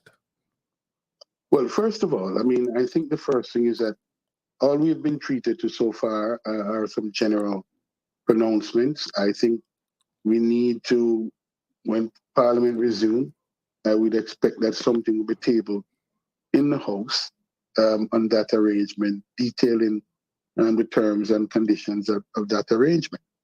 But what we have heard, what I have heard certainly from the pronouncements of the Minister of Finance, is simply that the IMF, that these arrangements are different from the traditional IMF medicine, Right. where the IMF you enter into these, what is called these policy loans, policy-based loans with the IMF, meaning that in return for the funds that you get, you have to take certain specific policy actions that usually are associated with bitter medicine. That the minister says, and there's some basis for understanding what he's saying, because the Jamaican economy as of now isn't in a distressed state, although some of our imbalances still remain, like our current account and the need for more exports and our imports are greater than our export. But our foreign exchange the foreign exchange reserves are pretty strong, continue to be pretty high. So there's not usually when you go to the IMF, it's really because of some foreign exchange problem that you have, some reserve problem. We have no such problem now, and therefore, what the minister explains that we're yet to confirm in any documentation is that this arrangement was particular to the COVID and the result of the COVID-19 event, which has caused problems for many economies right here in the Caribbean and beyond in the world. Jamaica, because of some of the measures that we took while we were in office, that structured the revenue flows greatly that this administration benefits from. And they've said it publicly. They've admitted that those are some of the tough decisions that we took. But the economy is in a fairly stable state right now and a strong reserve. But stability is not what you need. You need stability as a part of a process to growth. But you can't remain just the desire can't be just to remain stable forever. You have to grow. Yes. So the question is, what now? What are the mix of policies that the government is going to employ that will get the economy moving, growing again, let people building up demand and warding off a recession? That's what the United States is doing, and that's what I'm saying, that we should be looking at now that we have some surpluses, that we should be looking at the strategic investments that government will be making that will stimulate further private sector investments. Yes. So my understanding that this IMF arrangement is really a sort of an insurance policy, that Jamaica is in the position that it can benefit. And it's my understanding there's two sets of different loans for different purposes. So that one of the things I understand is that as Jamaica has some debts that matures fairly shortly, and that in the current market environment, if they were to do a sort of rollover of the debt or some sort of debt management strategy, and using the existing market conditions, you may have to pay a bit more. The IMF arrangement, I'm told, allow them to deal with those debt maturities in a more efficient, more cost-effective way that will benefit the country in terms of what you have to pay out. So that's my understanding. I have not seen the documentation. I don't know what, and many times the devil is in the details. I have not seen the detail, but from the broad explanation, it seems to me that, yes, it's still debt, and you own an institution like the IMF that usually associated with policy prescriptions and draconian measures, usually affecting the poor, the poorest in our society. And so I understand the concern and the fears, but as I said, unless we know something to the contrary, these seem to be some special arrangements that have come about as a result of the COVID-19 problems affecting a good part of the world, even if Jamaica is less affected this time round. Yes. But conditions are such that you never know when we can we might slip back into those kind of situations. But Mr. Hilton, you know what is in demand right now, and it has been in demand for a while. Here it is, that our economic situation, the stability, the programs, the plans, it is time for it to, it is not filtering down to many Jamaicans, especially those who are at the bottom. They are not feeling the impact, they are not getting the benefit from the economic development and plans that are implemented in the country. Well, that is so. That is clearly the case. And basically, what you and I have been discussing so far is really what you call the macro economy, which is the sort of the high level state of the economy when it comes to individual household economy and the impact on individual household as a whole. The whole is another story, and it varies not only from household to household, but from communities to communities. Yes. For the reasons that investments in some of these communities are non-existent, while you have more than a fair share of investment taking place in other areas, yes. in other regions, particular areas in tourism and in other areas. So you do have those differences, and some of them are quite stark differences. And I agree with you that this is why the whole issue and the whole matter of equity has to remain an important part of our policy consideration. Yes. And if you look at how the opposition, how the government has reacted and how the opposition has reacted to the whole COVID situation, those are two different sets of measures, a proposal. The government says, okay, we'll just, we will confine, we'll put up a program in place and we'll confine it to some of the people, some of them, you remember, people who are out of jobs for the time being, they give them some limited amount of assistance through these programs. For many, we've been told a lot of the beneficiaries, the recipients, the expected recipient did not even receive some of the funds because they came through some app, some digital app that was created, and there were some administrative and teething problems. However, some efforts were made. They did expend some money, and some money for school children and tablets and some of that. Our view is that what was required is certainly not what was delivered. The government readily agrees that what was required is not what was delivered, but says that that's all it could afford. Well, that the question, the judgment, it's a matter then of judgment as to whether more could be done to help more people in the situation that they find themselves in, and to make sure that it has the program has a greater impact, particularly among the poorest in the population.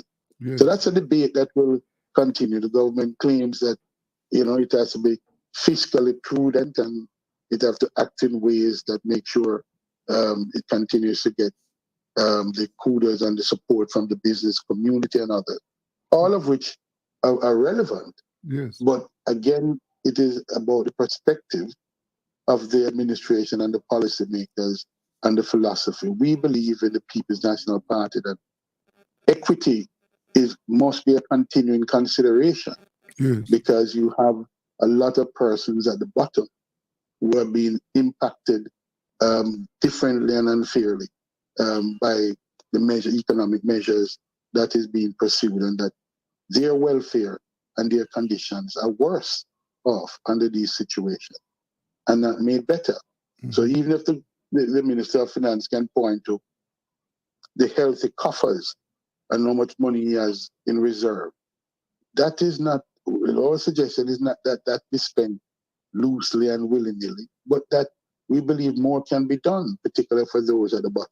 Yes, So yes. that's a debate, and those are some of the differences of philosophy and the differences of policies that will emanate from the PNP and the JLP government. Yes, yes. Well, certainly that is one of the areas that need to be addressed this year, because right as we speak, there are many people, many Jamaicans I'm talking about, who you can only wish them a happy new year, but the fundamentals in order to make the happiness a reality, they are absent, and therefore they are going to continue in their poverty-stricken position that they had last year. And therefore, something should be done to address those issues. Well, well, for us as members of parliament, we know that we face that this Christmas period and continuing. It just doesn't stop at the end of Christmas, but continuing, we know the cries of people in communities such as that which I represent, which is a number of them, not all, because I have a very mixed constituency, some of the richest and some of the poorest people in Jamaica reside in that constituency, and I know the difference in the different communities. And those people in the communities that have lower socioeconomic and are vulnerable are continuing to cry out for more help, for more assistance. And it isn't that they're not these are not people that are not willing to work, but the question of the compensation and remuneration and wages, even as the price of things continue to go sky high, wages still being restrained. And so all of this on the basis that the working poor must pay the price for stability, while the merchants keep raising the prices of the goods and services. There's the issue again of equity raises itself. And these are issues that we must continue to discuss and have to contend. And this is what ultimately give the people the choices that they must have come election as to who they support to be in government to carry out the business on their behalf. I want to thank you very much for your contribution this afternoon, Mr. Hilton.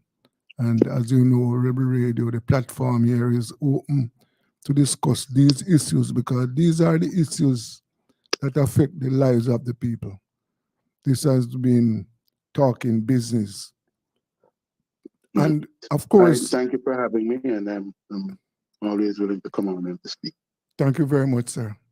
And of course, yes, that was Mr. Anthony Hilton, the opposition spokesman on investment. He was, sharing ideas about business with us and our listeners this afternoon. There are so many issues out there that needs to be addressed. This is Rebel Radio. Let us go for a break.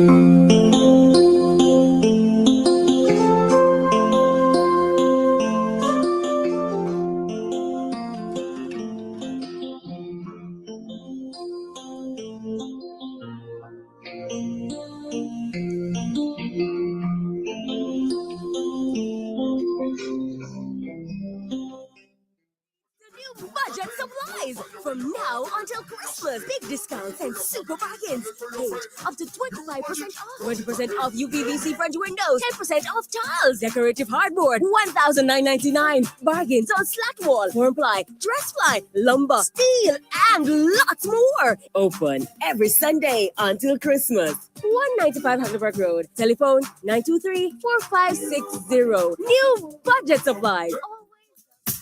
Me say the best place. I went God. It's a girl Shensia with a message to you from myself and the Ministry of Health and Wellness. Shen Yangs, everyone see wear a mask, let the numbers drop. I don't want COVID, lay you down flat. Nose and mouth, you fi cover up that. Oh, oh, oh, oh. Sanitizer, get hospitalized. Fight the virus, then fight for your life, yeah. Nobody talk about say you no response no more. Don't be reckless, cause your test say you're not happy. You can still get the virus from somebody. Don't be reckless, cause your test say you're not happy. You can still get the virus. So keep the numbers down. Protect yourself and the people around. COVID in town, 6 feet apart and 6 feet in the ground. Yeah. Keep the numbers down. Protect yourself and the people around. COVID in town, 6 feet apart and 6 feet in the ground. Stay alive, stay alive, stay alive, stay alive, stay alive. Me say the best bless. I when God a bless. The best bless. Hey, I am happy every day as I travel through this land. I've been mighty blessed of God and I'm holding to His hand. The journey's almost over, the battle is nearly won, and I have a feeling in my heart the best is yet to come. Now I'm standing here on Jordan Bank and I'm facing the rolling tides. The storm of life are raging, but I'm happy down inside. I can see the light boat coming to take me safely home, and I have a feeling in my heart the best is yet to come. God, I said the best is yet to come when I walk through every day. For the first time I see Jesus, I can hardly wait. He showed me to my mansion, say this is your home, and I have a feeling in my heart the best is yet to come. My sister said the best is yet to come when I walk through every day. For the first time I see Jesus, I can hardly wait. He showed me to my mansion, say this is your home, and I have a feeling in my heart the best is yet to come. He said the best place, I when God a bless. The best place, I when God a bless. Well, I'm standing here on Jordan Bank and I'm facing the rolling tides. The storms of life are raging, but now I'm happy down inside. I can see the lifeboat coming to take me safely home, and I have a feeling in my heart the best is yet to come. My sister said the best is yet to come when I walk through every day. For the first time I see Jesus, I can hardly wait. He showed me to my mansion, say this is your home, and I have a feeling in my heart the best is yet to come. My sister said the best is yet to come when I walk through every day. For the first time I see Jesus, I can hardly wait. He showed me to my mansion, say this is your home, and I have a feeling in my heart the best is yet to come. My brother said I have a feeling in my heart the best is yet to come. My sister said me have a feeling in my heart the best is yet to come. My brother said me have a Mommy, what y'all worry about? Why worry about when you can pray? Daddy, move on from your He's job, on man. fire, Move on. so take no thought for tomorrow. Listen to them words now. Things are already better. Things are already better. Things are already better. Already better. For the Lord is on my side. Yeah. Things are already better. Things are already better. Things are already better. Things are already better.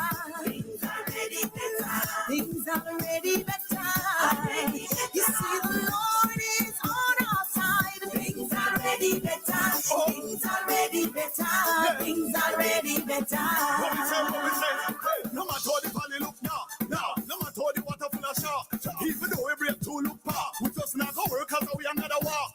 No matter how the hill look steep, no matter how the river look deep, the break two look like it asleep, me just not go work cause me soul gotta keep. Guess what? Skin me teeth already, me don't get it yet but me seat already, blessing in a fleet already. The station with the artist station with the artist music. Things already better. Things already better. You see the Lord is on our side. Things already better. Things already better. Things already better. Ya está bien. Ya está bien. El Señor está conmigo. Ya está bien. Ya está bien. Ya está bien.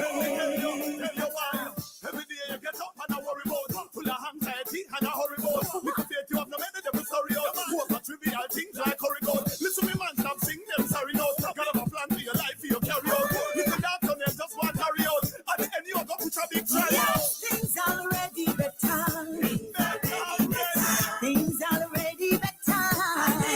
You see the Lord is on our side. Things already better. Things already better. Things already better. Oti dara for me. Oti dara for me. Toro no one follow me. Oti dara for me. Oti dara for me. Oti dara for me. He shall supply all your needs. Him a go take care of you. Never leave and not forsake you. Him always near of you. Better believe. Trust him with all of thine heart. Let the devil steer clear of you. Move the So you're more than a conqueror. So go come to the fear of you. Come on up. Things are already better. Things are already better. You see the Lord, He is on our side. Things are already better. Things are already better. Things are already better. Make us first thing that please ya. Things already better. Things already better. You see the Lord is on our side. Things are already better. Things are already better. Things are already better. Things are already better. Come on, hear me. Things are already better. You see, Jehovah is on our side. Things are already better. Things are already better. Things are already better. Things are already better. Things are already better. Jesus, He is there on our side. Things are already better. Things are already better. Things are already better.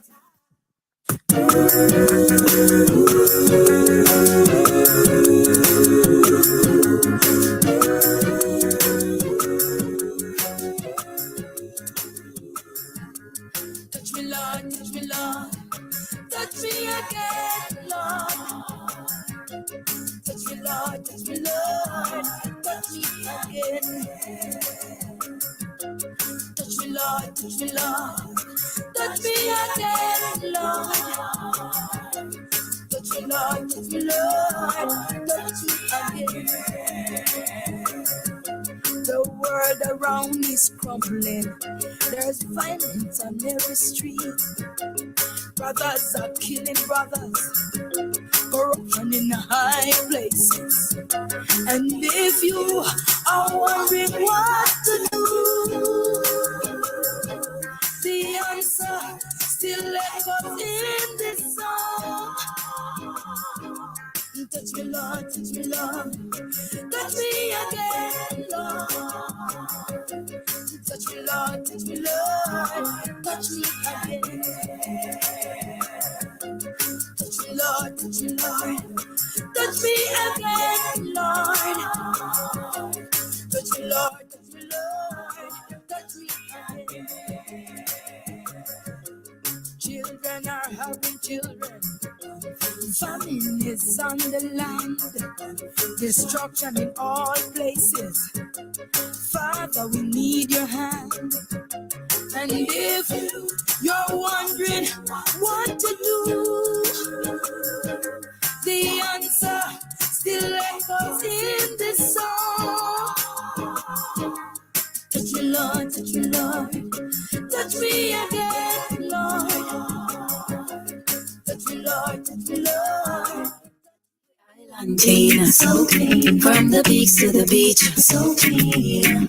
No dirty of Jamaica, please don't do it.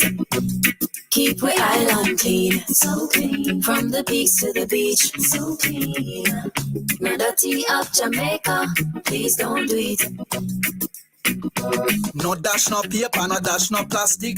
Dispose your garbage responsibly. No know how to recycle, learn it quick. And if you drop it, better pick up every piece of it. Plastics last forever, don't forget the bits. Cause when them touch the street, them end up in the sea. Collect pan the reef where they fish them feed. And when you want seafood, I eat your Keep eat. we island clean, so clean. From the peaks to the beach, so clean.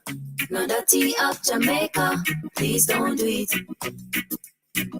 No dirty of Jamaica, no dirty of Jamaica, no dirty of Jamaica, no dirty of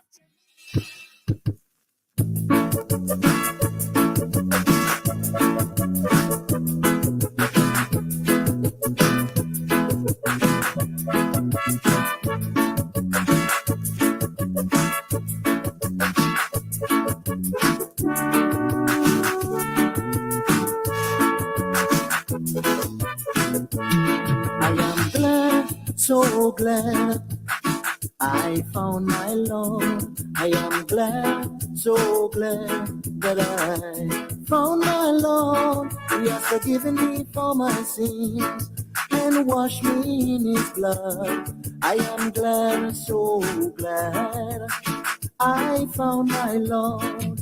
When you have a problem, come and tell it to my Jesus.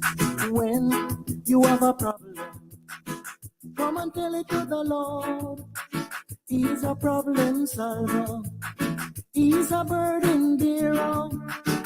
I'm feeling happy. I found my Lord. So I beg you, wash me, Jesus, wash me. Wash me in your blood. Wash me, Jesus, wash me. And let me whiter than snow, Lord. Wash me, Jesus, wash me. Wash me in your blood. I'm feeling happy. I found my Lord. If you are sick, tell it to Jesus. He's a mighty healer. If you are blind, tell it to Jesus. He can make you see, brother man. If you are dumb, tell it to Jesus. He can make you speak. He can cure any sickness, even the terrible cancer. So I beg you, wash me, Jesus, wash me. Wash me in your blood. Wash me, Jesus, wash me. And let me whiter than snow, Lord. Wash me, Jesus, wash me. Wash me in your blood. I'm feeling happy. I found my Lord.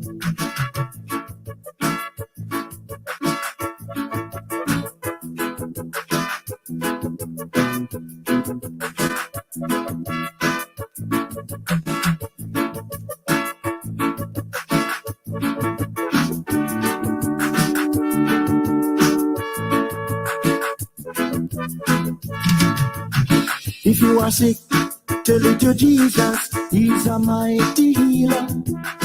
If you are dumb, tell it to Jesus. He can make you speak, brother man. If you are blind, tell it to Jesus. He can make you see. He can cure any sickness, even the terrible cancer. So I beg you, wash me, Jesus, wash me. Continue, wash me in your blood. Wash me, Jesus, wash me, and let me whiter than snow, Lord. Wash me, Jesus, wash me. Wash me in your blood. I'm feeling happy. I found my Lord. So I beg you, wash me, Jesus, wash me. Wash me in your blood. Wash me, Jesus, wash me, and let me whiter than snow, Lord. Jesus, me never know I saw you sweet. Never know I saw you sweet, my Lord. Never know I saw you sweet.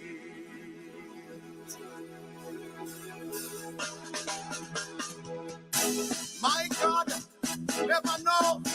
All of the people them get out the rock and wave. If you know that Jesus sweet, stand on your feet.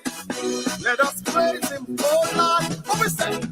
Jesus, me never know I saw you sweet. Lord, I saw you sweet. Lord, I saw you sweet. What we say? Jesus, me never know I saw you sweet. I would have served you long time ago. Lord, you sweet. Lord, you sweet. Lord, you sweet. Lord, you sweet. I really never know. Jesus, we never know I saw you sweet. Lord, I saw you sweet. Lord, I saw you sweet. They said, Jesus, we never know I saw you sweet. I would have served you long time ago. Lord, you sweet. Lord, you sweet. Lord, you sweet. Lord, you sweet. Jesus' name so sweet. Emmanuel name so sweet. Jesus' name so sweet. Emmanuel name so sweet. Cause if you rock up on Jesus. Jesus' name so sweet.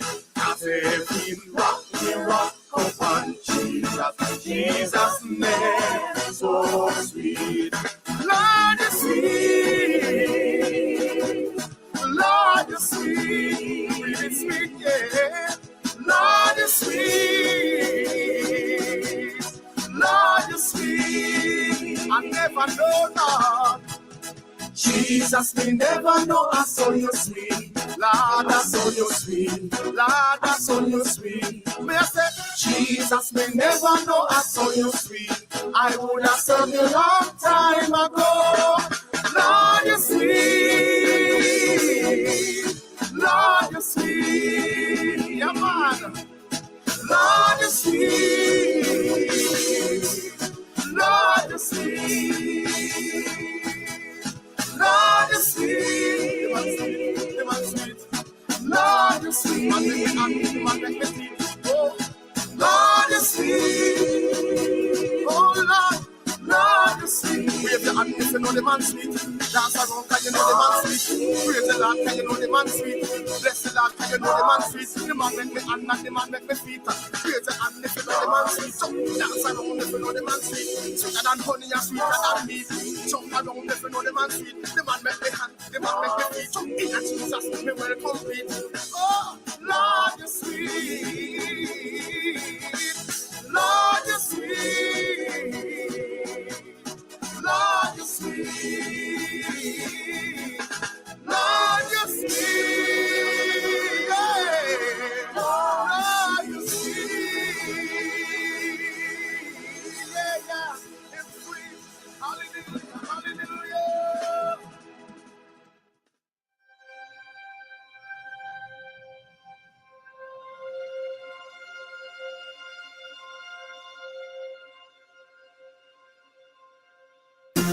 One, two, three, two more. 1, 2.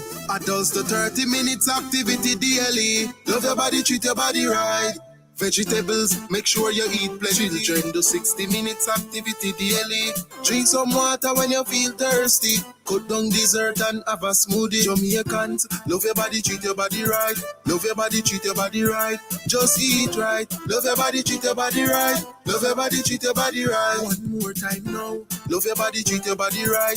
Love your body, treat your body right. Just eat right. Love your body, treat your body right. Love your body, treat your body right. Listen up. Make sure you know your health status. Go a doctor and get a regular checkup. Chronic disease can slowly creep up. We can lower the risk and live up if we just eat right and get moving. Jumping, running, dancing, or skipping. Change the children, them lazy habit. Make them play out the door and put down the tablet. Jamaicans, love your body, treat your body right. Love your body, treat your body right. Just eat right. Love your body, treat your body right. Love your body, treat your body right. Jamaica, get moving. Love your body, treat your body right. Love your body, treat your body right. Jamaica. Best decision ever. Feel the sand between your toes and the gentle waves of the sea on your skin. Feel the warm Jamaican breeze lift your spirits and nourish your soul. Escape to exactly what makes your heart beat. You will love every moment. Jamaica, heartbeat of the world. Let's go.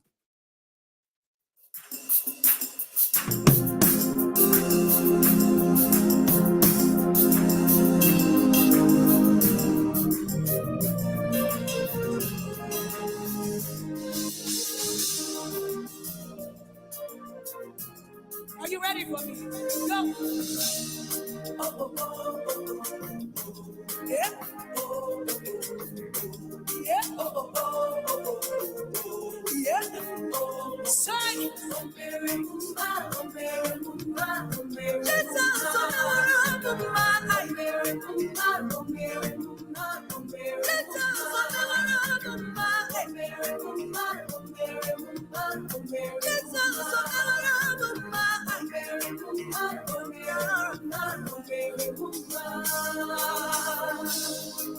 Jesus, the honor of my life. With you, all things are made possible. Oh, Jesus.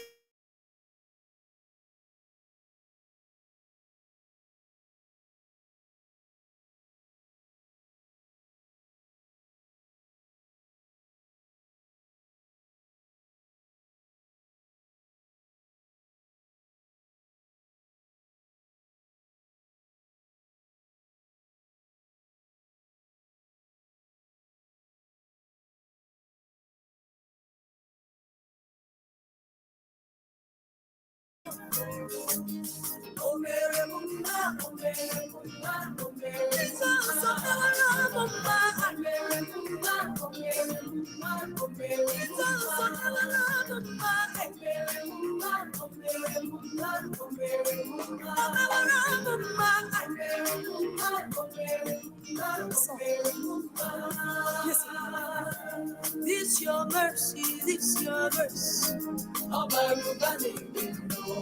This your love, this your goodness. Your finish to a Calvary. Yes, yes, yes. Welcome back to Rebel Radio. And at this time, you know, we're talking about our food security. And we have online Mr. Canute Sadler, prominent businessman in the agricultural sector. Mr. Sadler. They lost the seal. Remember, we see that in this place. That was the container for ginger tea. That's good. Mr.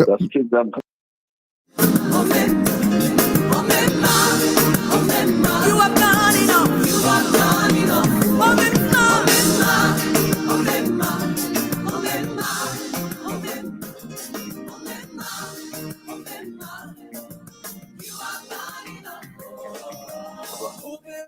I didn't get her.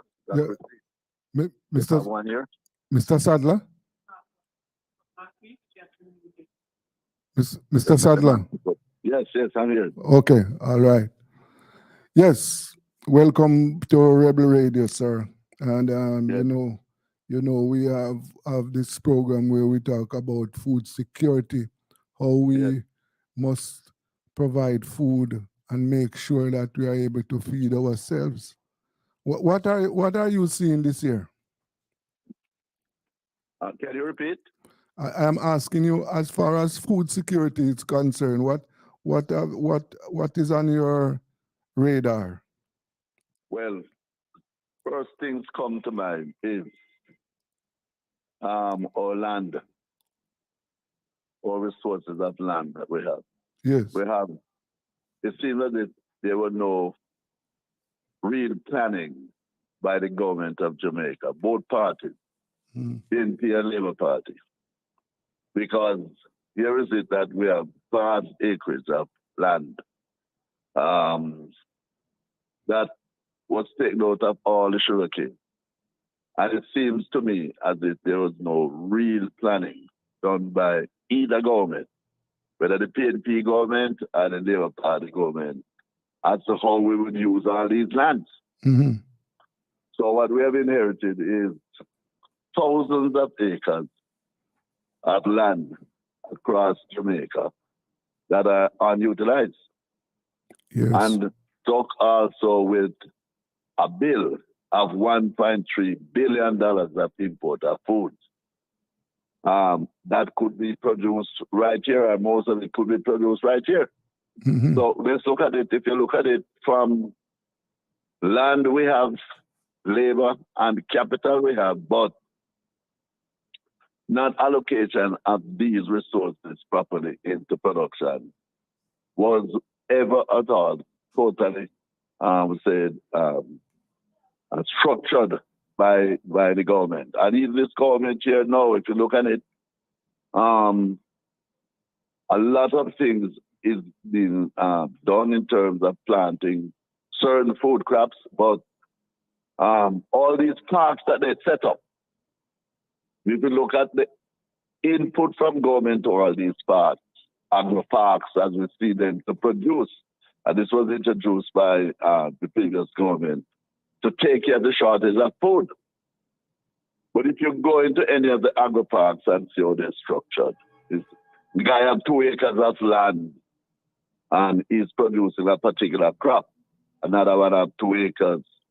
And with all the combination of all these small farmers in these acreage, what you're going to find is inefficient production of food. Because you mobilize a man with 2 acres of land, how much he's going to produce? What he's going to produce? How much he's going to produce? Is that going to get the requirements you require? He doesn't have the capital. The organization structure to have rather to supervise allocation of resources in all these agro parks. I don't think it's properly done. So a lot of the lands are there, but they are not in any form of production at all. Yes. We are manufacturers and we want certain crops. And even if we go to farmers and say, these small farmers, and say, we need to produce so much callaloo in order for our factory, they're not able to produce it. And then run 1 crop or 2 crop, and after that, them don't have the money to plant a 3rd crop. They use up the money. Mm-hmm. And if you give them the money to produce it, then use up the money trying to don't produce the food at all. So what my personal feeling is, in order to mobilize production, you have to mobilize farmers with 50 acres and up. 50 acres, 150 acres, and set up a structured agricultural policy. Mm-hmm. That if you give them resources, you give it to educated people who know to use money. And if you lend them money, they can pay it back. Mm-hmm. They can make these and pay back for the production of food over a period of time. And until you have that, you're going to have a scarcity of food. And the gentleman who have a license here and there is going to bring in the food. Mm-hmm. So the problem really is the policy. The government agricultural policy is not designed for what you call commercial output. And the producer, who is the agriculturalist, producing food using agriculture basically as an enterprise business. Yes. So he's really a mom and pop guy. Not I have 200,000 of them across Jamaica producing food, and little here, little there, scraps, and all of them don't add up to one major producer. Okay. Not that we're to discard these small farmers, nothing wrong with them. But government should come up with a policy to allocate 50 acres to a farmer, an educated guy living in university. I say that in the sense that I have 3 people producing pineapples for me. Yes. And they range between 75 to 150 acres. Yes. And I have no problem with the production and at the price too that I'm requiring. Yes. And they can give me millions of dollars of pineapple over 1 year period. Because we have here, we have an educated farmer who understand checks and balances and understand the economics of production. Yes. So we are not going to get the output you're looking for in the long run until we change the policy, move towards a group of people, 50 to 100, 150 acres. And in 10 years' time, if you have such a group, you have all the food you want in the world. You know, Mark, you know, if you go back into history, Leopard made an attempt through Seaga at the Rhinesbury farm to produce winter vegetables. The problem that was wrong with that policy was the state took it on. Yeah. The state can't take on production to produce food. It has to be privately arranged. Okay. If Mr. Seaga had called some serious graduates or businessmen together and say, listen, you have 100 acres, you have 50 acres, and the marketing structure set up and the resources allocated to independent people competing with each other, you would not have had a problem. The policy would not, the program would not have failed. You know, but government can manage agricultural production by themselves. That's not going to work. Unless you're into a socialist country. Yes. But where you have the capital system set up the way it is here, you have to allocate resources to those people who are able to produce and give you maximum output at minimum cost and greater profit. Yes. And competition is stimulated to get the desired result that you're looking in the long run. Okay. That is all that is wrong with the program. So the food problem will remain the way it is. And those people who have license to bring in stuff will bring it in. They'll use the system. Yes. Unless the government put a hard line and decide that this is the program for the next 5 years. And change the system. And when you change the system, you don't get the license. You gradually reduce the license because there are 3 major factors driving Jamaica. 1, financial structure that is here. The second thing is the tourism. And the other factor is the agriculture. 3 major things. Financing. If you want to do business in the Caribbean, you want to borrow money, you come to Jamaica. If you look at Jamaica tourism, excellent. You're going to look at 5-6 million within the next year. If you look at the revenue, there's a lot of revenue. Right. And the third thing to support this industry is the agriculture. You must have a solid agricultural program in place to provide food, to take care of all these people coming here. Otherwise, we're just where we are. We're not going anywhere. That's it, in a nutshell. Yes, yes. So you are saying that we need to drive the commercial side of the agriculture. Commercial side of the agriculture is to be driven. Yes. Allocate resources if the man go to the bank and the government guarantee and him get 20 or 30 million, him have 50 acres. Him have to pay back the money, you know. Yes. And him is easier to supervise. Yes. You don't give to everybody.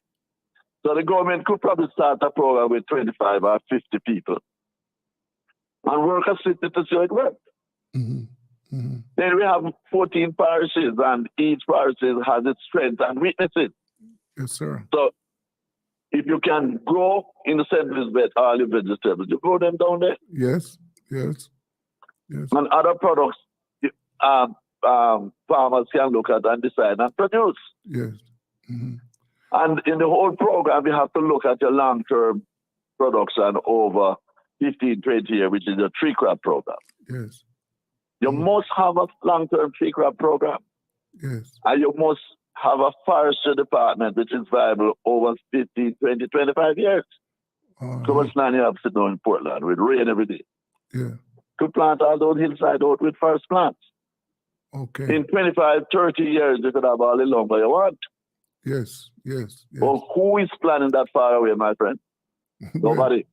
Well, The minister planned his ministry for 5 years. mhm. As if he don't plan to go back another 5 years. Right. And all the ministers plan 5-year plan. Yes. As if, well, boy, at the end of 5 years, you know, I don't know if I'm going back, so if not plan for 5 years. Yes, yes. And So you must have the plan, and the government has to have a long-term policy, not 5 years. no, sir, no. We're not getting anywhere in 5 years, my friend. I can tell you that. I have a business, and if it was 5 years, I'm 31 years in business, and I'm still improving the business. Yes. From You know, and I did, if at the end of 5 years I'd stop, I would be out of business. Of course. Starting all over again. Yeah. From where you sit, what are some of the products which are in demand on the export side of the business? Well, first of all, your onions, your tomato, your potatoes, your bananas. The banana industry is there, you know. Yes. You know, so those food crop programs, your starches and so on. And what can be substituted for what you're importing. Your rice and all those things that you're bringing can be grown here, you know. You can used to grow rice here like crazy when I was a boy. Yes. But let's say you don't want to grow it, you can substitute with other starch products. Mm-hmm. You don't need to buy all that amount, right? Yes. Why you import cane, sugar cane? You can still grow sugar cane in Jamaica, you know. Of course. Royal Park estates are growing sugar cane successfully. Yes. So the government scrap the program totally, give it to the Chinese that make a big mess of it. Mm-hmm. Yeah? Yeah. They make a mess of it, you know. They didn't do anything positive with it. No. We lost it. Yeah. So, I mean, we can still grow sugarcane in Jamaica. Don't make anybody fool and say you can't be done successful. Not true. Yeah. There are people growing sugarcane in Jamaica doing it successfully. Yes. You know, it's just that the government make a mess of it and don't know how to correct it. Yeah. So government should sit down seriously, get the resources, the money. First thing to come in, the Minister of Agriculture doesn't have money. If you look at all the ministries and see whatever it is budgeted from the budget is allocated to ministries, agriculture get the least amount of money. Now here it is, you have an industry to feed the nation and you don't give them no money. There's no money for research in Jamaica. You know. They're not allocated any serious research.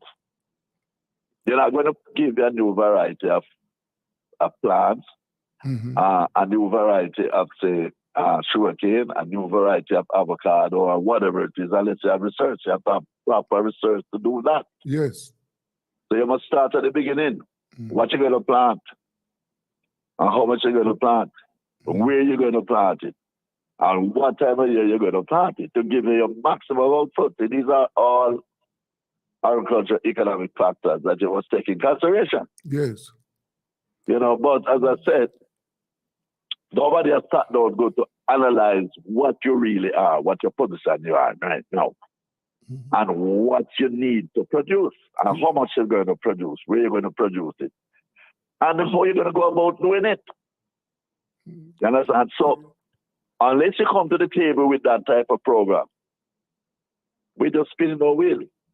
Going over 5 years' time, government change, new minister, and the minister will take position.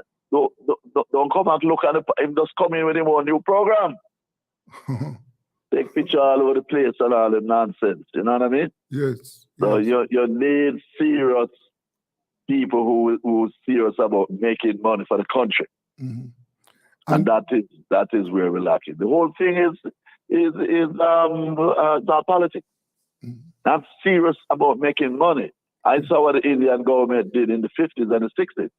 Yes. And you look at all the empirical studies that they did, and you see how they became self-sufficient in producing rice. Then how they do it? Indonesia did it. All these other countries did it. Why? The government came with a serious policy. And when the man said, oh, plant this variety, the government said, no, you have to plant the one I give you. That you will get the greater yield. And it took a long time. Because one thing you must bear in mind, farmers are creatures of habit.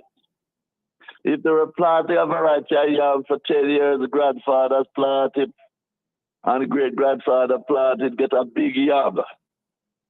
It's hard to tell him to plant one or go and get 3 pounds or 5 pounds. Yes, sir. If not planted. Yes.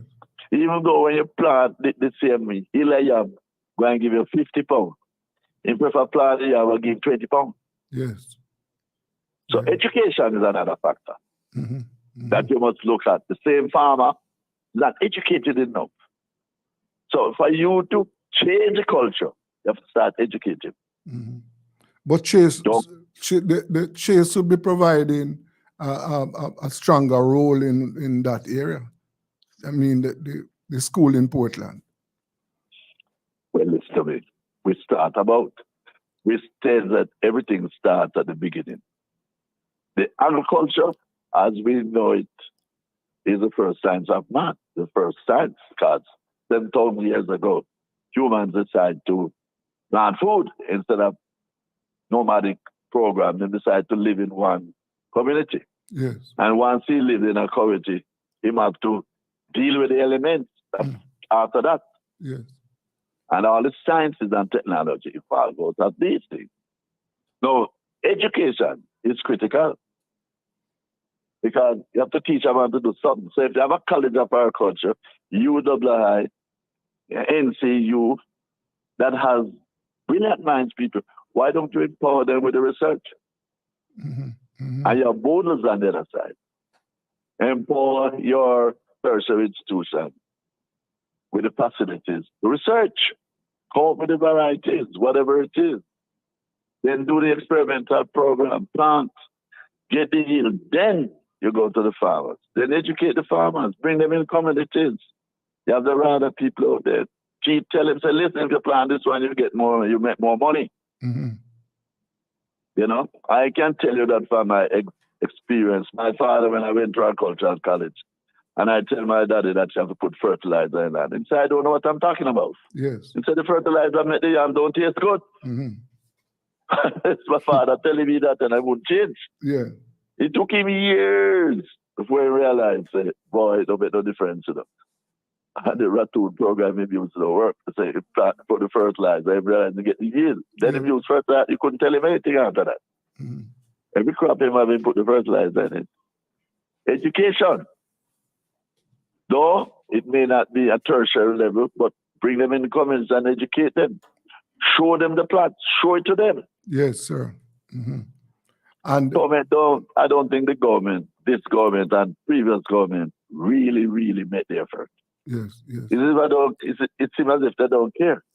And you open up with land, the availability of agricultural land. Yeah, land till you don't know what to do with it, man. Yes, and water. Yes, but is it accessible to farmers? Who owns the land in Jamaica? The government own all that land? Well, the government own a whole heap of land. The government has the land. Yes. The government can do what they want to do with the land. Yes. So if someone come with a good economic plan to plant, say, pineapple, or plant avocado, or mangoes, or whatever, then the government interview the man, go and say to him, I have resources to do it, and provide certain technical resources to give him to do it. Yes. If a man go and plant mango, I saw where they give him land now to plant mangoes. 50 acres run over from mangoes. Nothing wrong with the program. But a man putting in mango taking 5 years before that mango starts to bear. Yes. So what him doing in 5 years? What him doing in 5 years? You have to come up with an alternative plan for the man to use within the 5 years. Yes. So I have a tree crop program. I have a cash crop program with it, whether it's onions or whatever. I'm planting avocado, I'm planting pumpkin or whatever it plant. But if I have a cash crop, that's keeping my life. Meanwhile, the tree crop is growing. Right, right. And so if you put in pumpkin, you can plant 3 crops a year through it. And in itself, it helps the tree crop program to grow faster. Okay. Because if you're in it, and you're putting in pumpkin, you water it or whatever it is, you fertilize it, the mango that you have there is going to grow quicker, man. Instead of 3 years, 4 years, going to start bearing in 3 years or 4 years. You might start getting mango. Yes. So it accelerates the production process of the tree crop. Right. Right. You understand what I'm saying? So we don't have a proper plan. We don't. We give the land to plant the mangoes and so on, but the man out there plant the mango must have him wait 5 years. Yeah. And if he don't have resources to keep himself, he go bankrupt. Of course, of course. And if he borrow the money, he have a problem with the bank. Yes, of course. Yes. So there you go again. Proper planning is what is required. Mm-hmm. And until you get that, we're not going anywhere. Yeah. You know. You said you identified onions as one of the crop that can be. Onion is a short-term crop. Yeah. Ice potato is a short-term crop. Yeah. Sweet potato is a short-term crop. Those pumpkins are short-term. All these are export crops too. Yeah, that's what I'm asking. What is the export potential? What is but pumpkin you can sell any amount. Calabasa. Every Spanish man in America eat pumpkin. Yes. And call it calabasa. Okay. And then the batata. Potato is batata. They eat it. That's a Spanish word. And there are 60 million Spanish people in the United States. 60 million. Okay. And you have West Indians and black people. All of them eat potato. You go to Georgia, Atlanta, Florida. They plant a hell of a lot of it. So but we can grow here too. Yes, that is what I am asking. Why we won't expand our farming capacity for that to meet that demand? Listen, like any other enterprise, our culture is a business. When you sit down to plan the entire structure, is exactly the economic impact that it's going to have on the country and social impact that is going to have. It's the economic impact because it's food. Mm-hmm. And food security is food. Yes. And that's the basis of human existence. If you don't have food, you can't live. No, sir. So how do you have an industry that is providing food? Because even the policymakers, the people, they can't live without the food, you know. No. Yes, the government, the man, go to his office in the morning and it don't put the thing first. We have to say in business, put what is required first. Mm-hmm. What is required food? When you get up in the morning, you go to the bathroom, you use the bathroom, you come, you drink a cup of coffee, you eat before you leave. You eat before you leave. You eat in the middle of the day, eat it even before you go to bed. Yes. Yeah? If you don't do those things, you can't survive. Yes.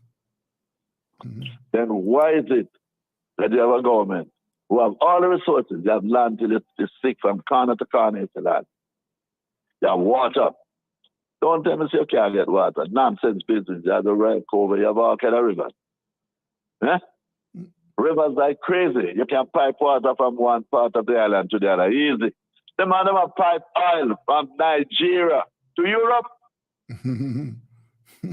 Man, talk about water is all the way in the Rio Grande. How many miles is that away, man? You have millions of gallons of water flowing to the sea every day. And talk about them not having the water. That is nonsense. Yes.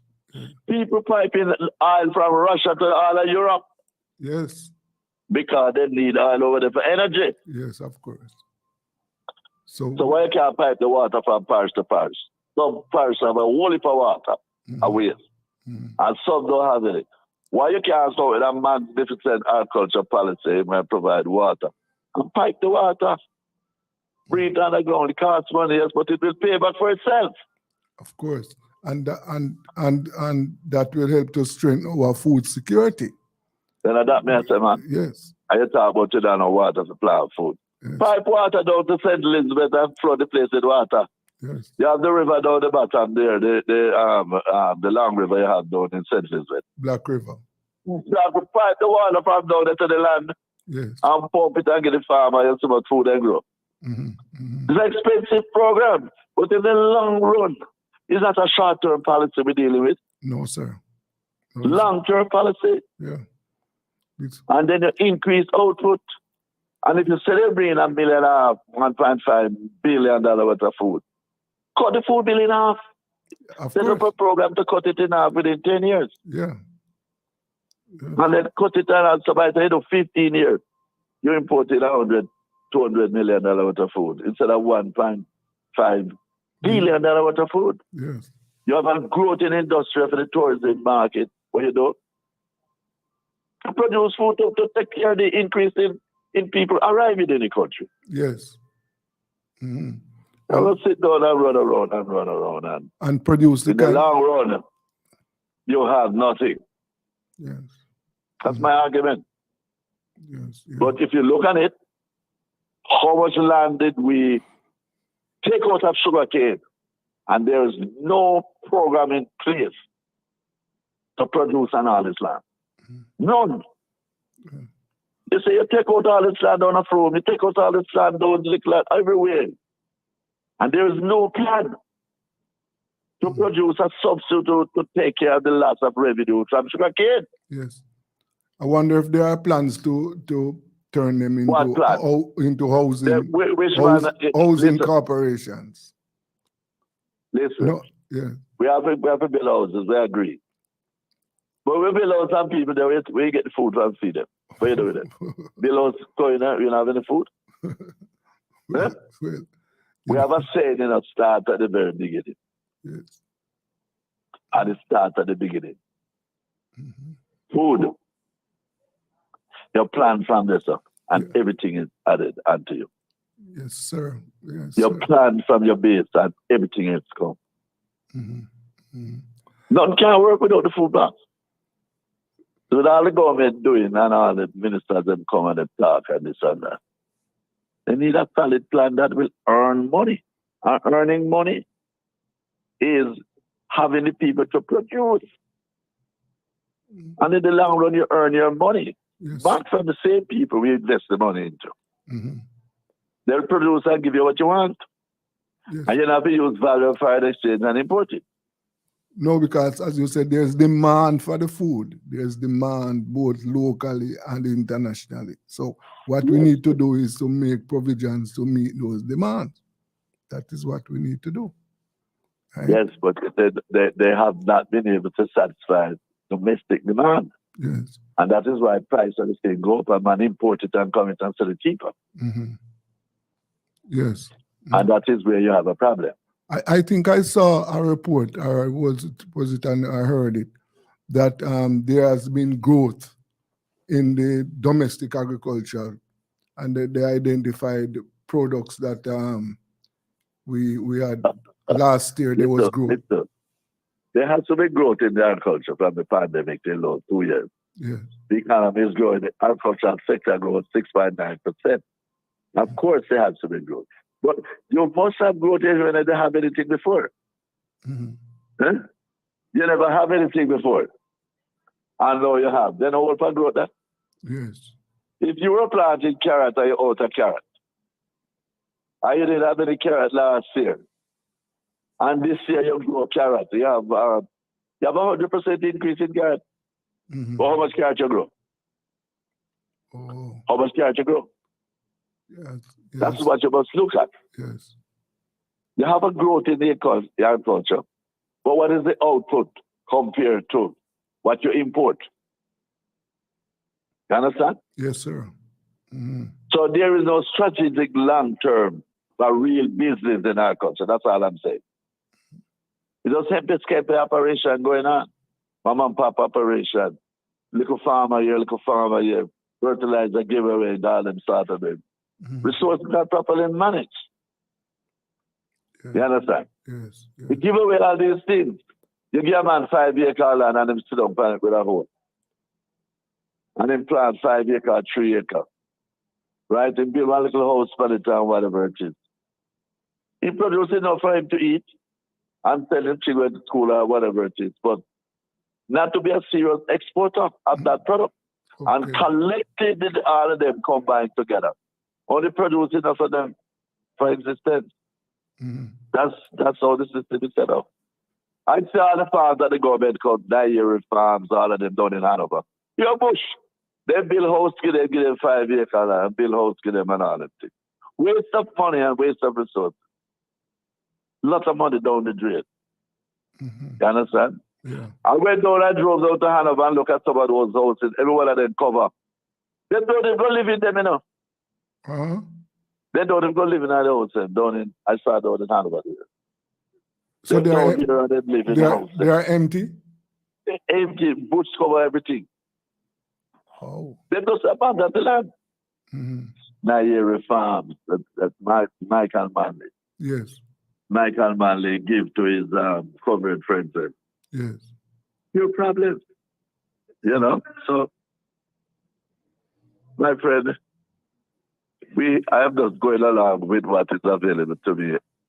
Expand my business based on what I can buy and what I see. Diversify my income into other areas of investment. Yes. I'm not giving up on agriculture because that is the basis of my studies. I can't give up on it. And hoping that someone will have the nerves to come along and put out foot and say, yes, I'm going to make $1 billion out of it.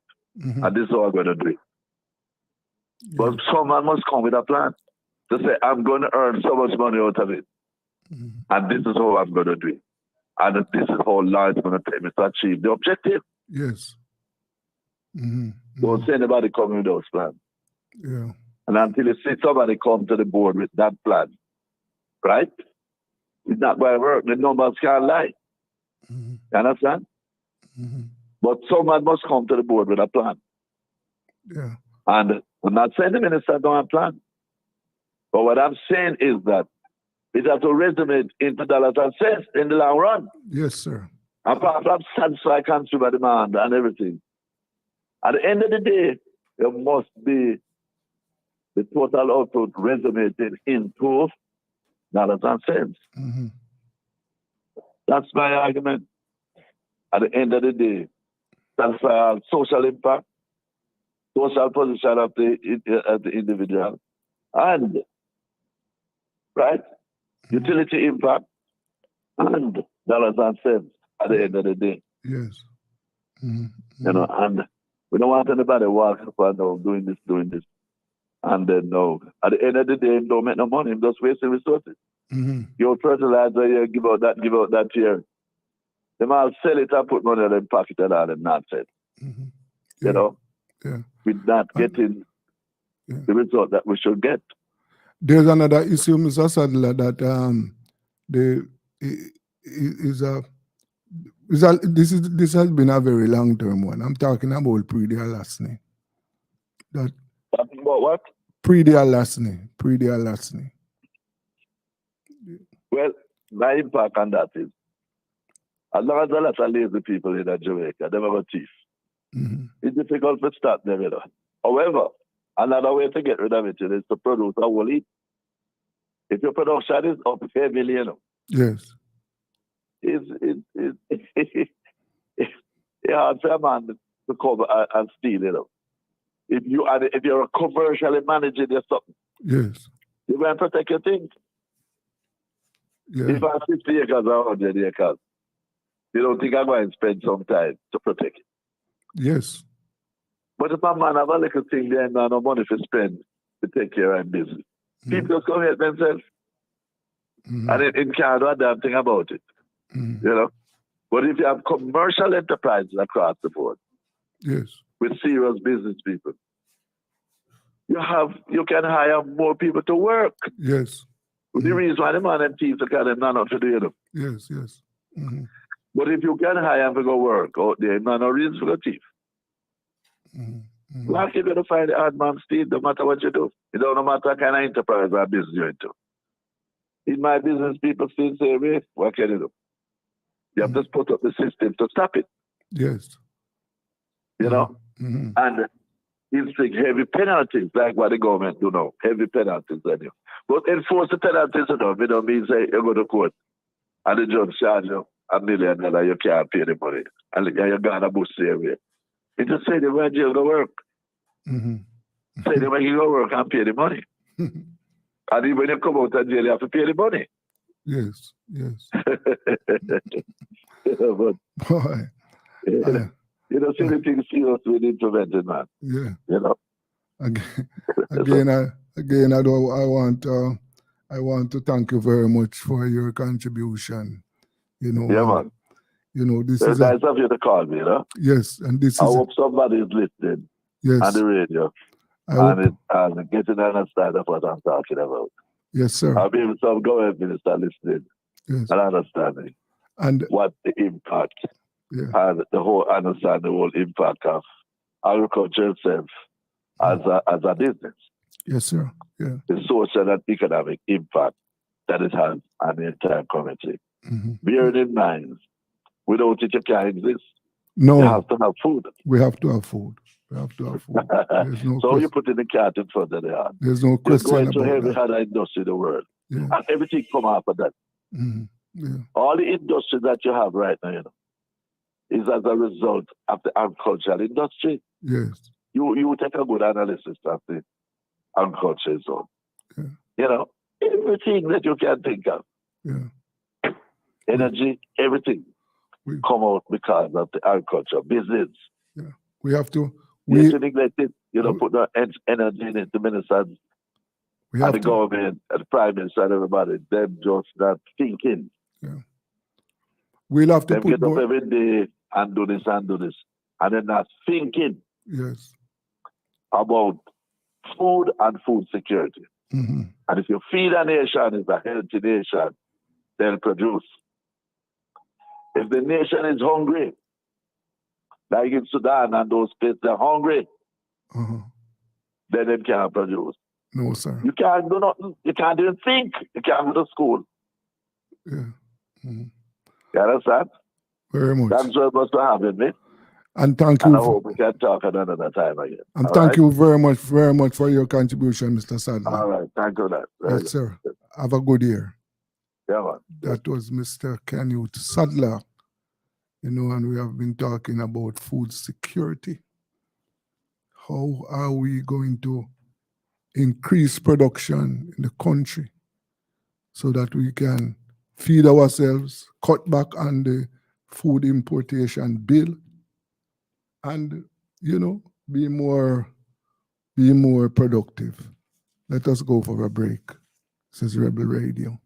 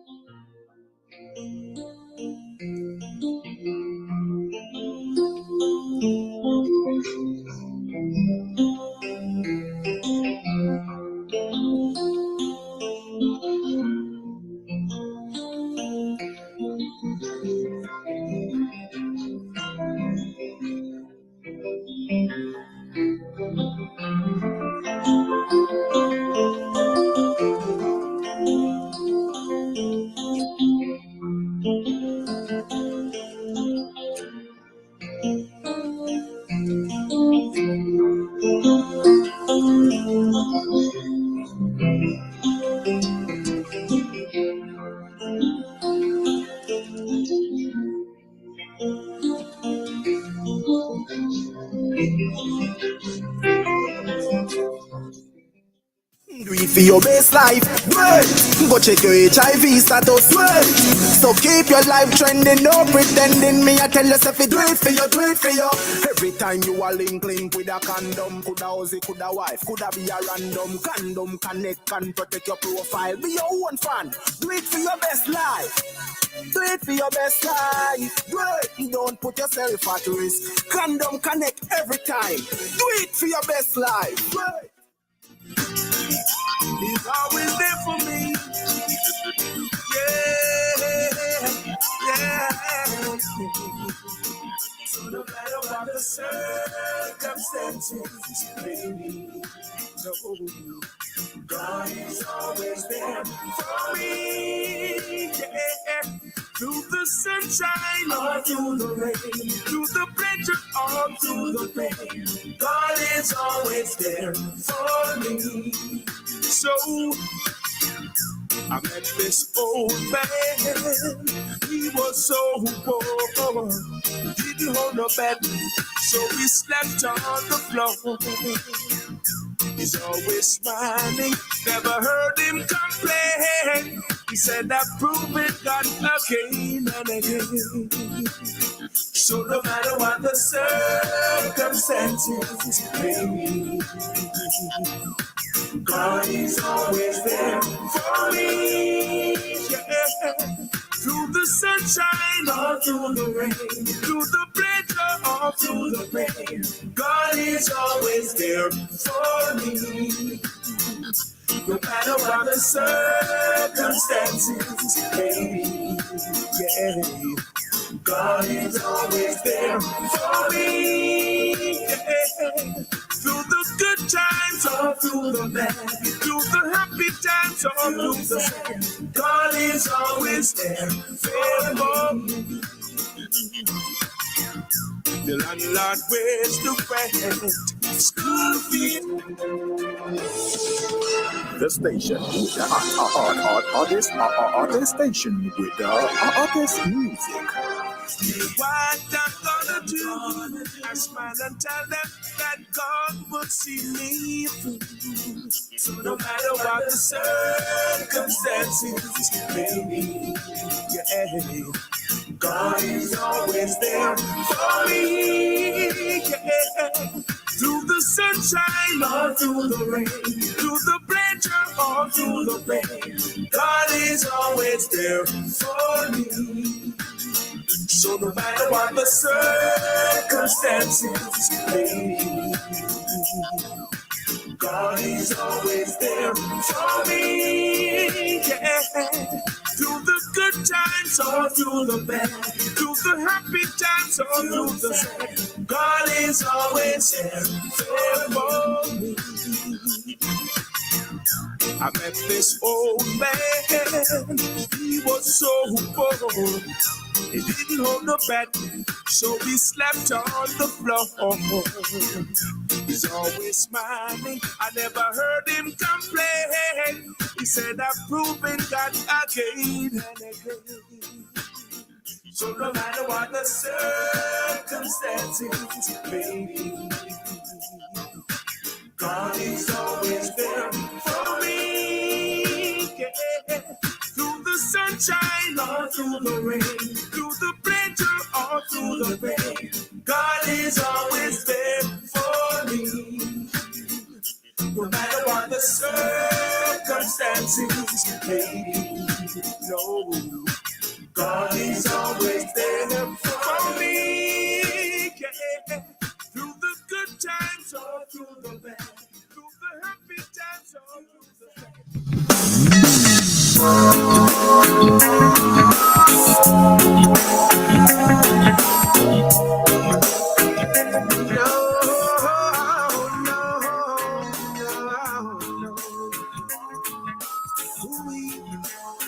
Lord Almighty,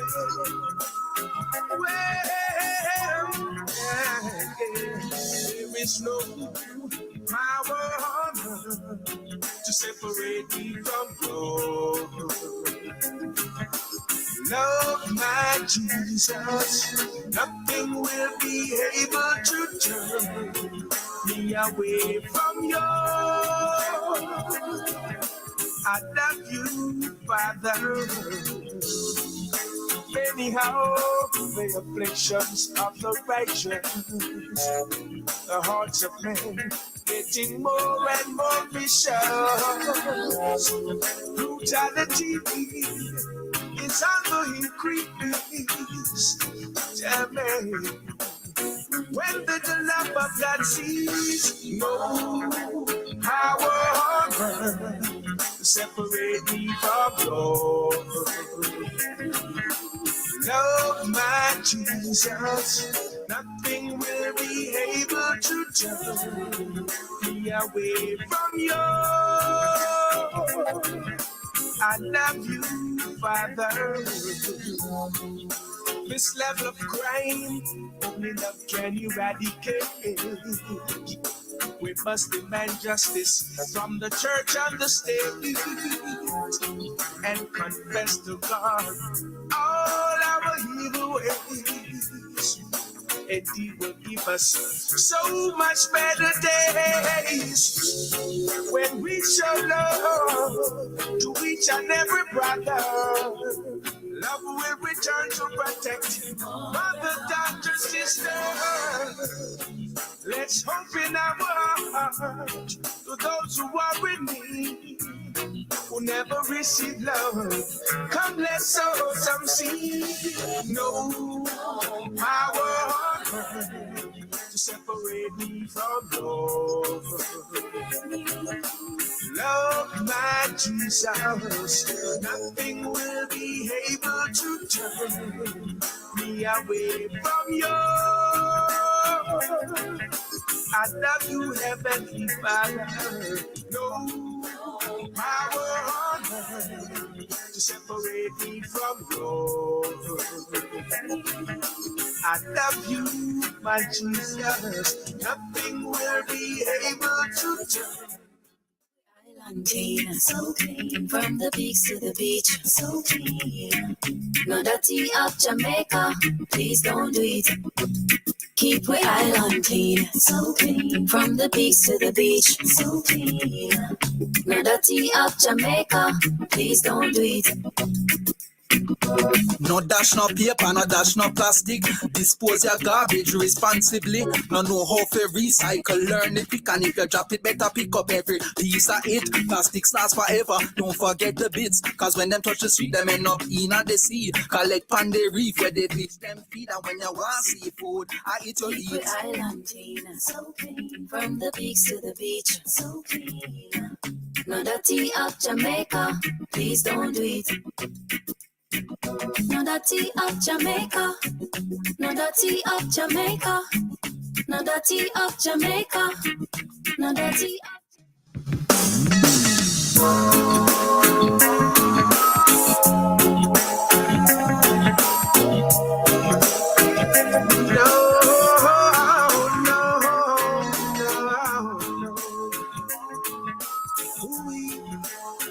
Lord Almighty,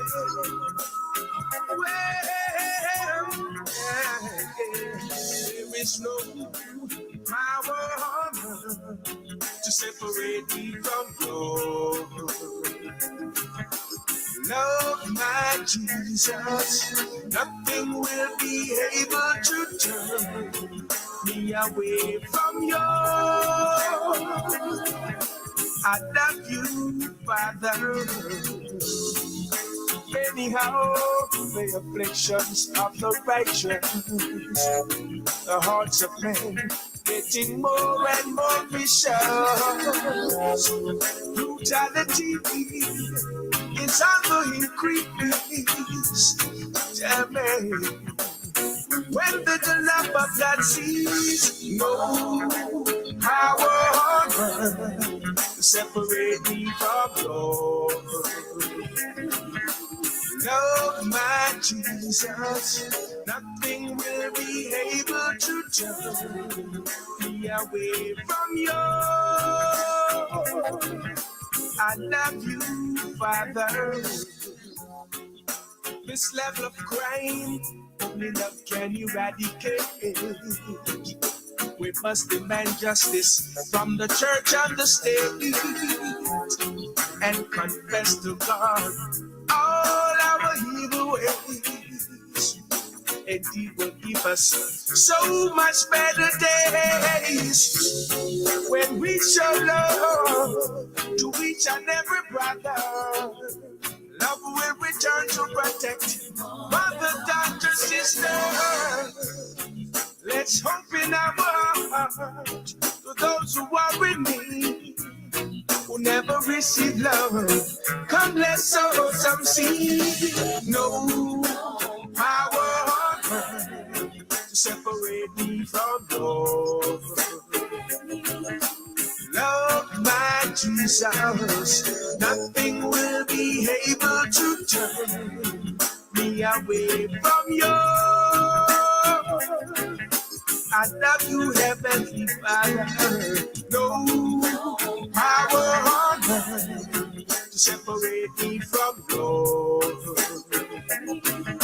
I love you, my Jesus. Nothing will be able to turn me away from you. No power on earth to separate me from you. No power, no, oh no, nothing will be able to turn me away from you. No, no, no, no power.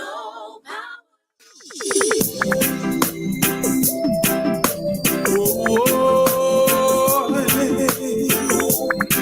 well, low, when you wear it and feeling small, when tears are in your eyes, I will drive them home. Oh, well, yeah, I'm on your side. Oh, when times get rough and friends just can't be found, like a breeze over troubled water, I will lay me down like a breeze over troubled water. I will lay me down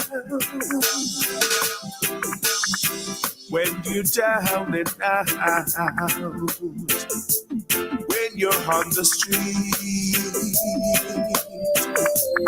when evening falls so hard, I will comfort you. Oh, my God, I'll take your part. Oh, when darkness comes and pain is all around, I can breathe over troubled water. I will lay me down like a breeze over troubled water. I will lay me down. Sail on, silver bird, sail on by. Your time has come to shine. All your dreams are on their way.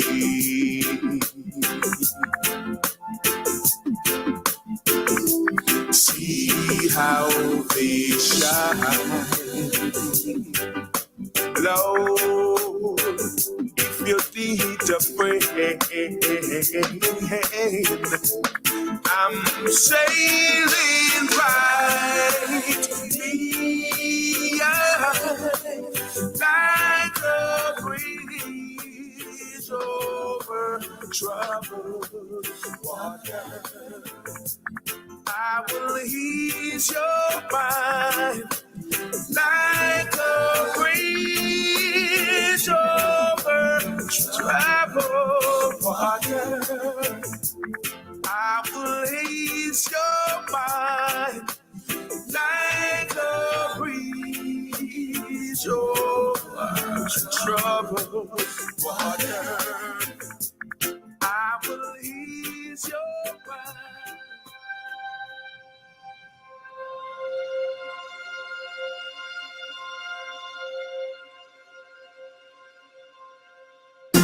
One, two, three, two more. 1, 2. I does the 30 minutes activity daily. Love your body, treat your body right. Vegetables, make sure you eat plenty. Children do 60 minutes activity daily. Drink some water when you feel thirsty. Cut down dessert and have a smoothie. Jamaicans, love your body, treat your body right. Love your body, treat your body right. Just eat right. Love your body, treat your body right. Love your body, treat your body right. One more time now. Love your body, treat your body right. Love your body, treat your body right. Just eat right. Love your body, treat your body right. Love your body, treat your body right. Listen up. Make sure you know your health status. Go a doctor and get a regular checkup. Chronic disease can slowly creep up. We can lower the risk and live up. If we just eat right and get moving, jumping, running, dancing, or skipping, change the children, them lazy habit. Make them play out the door and put down the tablet. Jamaicans, love your body, treat your body right. Love your body, treat your body right. Just eat right. Love your body, treat your body right. Love your body, treat your body right. Jamaica, get moving. Love your body, treat your body right. Love your body, treat your body right. Just eat. Jamaica. Best decision ever. Feel the sand between your toes and the gentle waves of the sea on your skin. Feel the warm Jamaican breeze lift your spirits and nourish your soul. Escape to exactly what makes your heart beat. You will love every moment. Jamaica, heartbeat of the world. Let's go. Not a broken vessel that God can't mend. The thief was down to his last breath, hanging there and can't wait. When he turned to the master and said, Lord, have mercy on me. He was just a broken vessel. Then Jesus washed away his sins. 'Cause there's nothing a broken vessel that God can mend. Oh, there's nothing a broken vessel God can't make. Yeah. When the whole world turned its back on you, Jesus will be your friend. He will pick up all the pieces, time and time again. 'Cause there's not a broken vessel that God can't make. Lord Almighty, Jesus sees the potter, and we are just the clay. And even when the vessel is broken, he won't throw the clay away. Bring him all out of your borders, your troubles and your sin. 'Cause there's not a broken vessel Almighty God can make. Yeah. There is not a broken vessel that God can make. Yeah. When the whole world turns its back on you, Jesus will always be your friend. He will pick up all the pieces, time and time again. 'Cause there's not a broken vessel that God can't make. Yeah. There's not a broken vessel that God can make. Yeah. When the whole world turns its back on you, Jesus will always be your friend.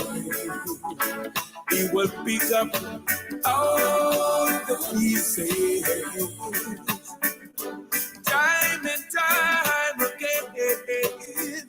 God, there's not a broken vessel. God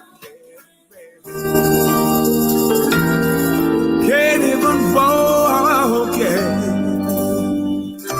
without you holding my hand.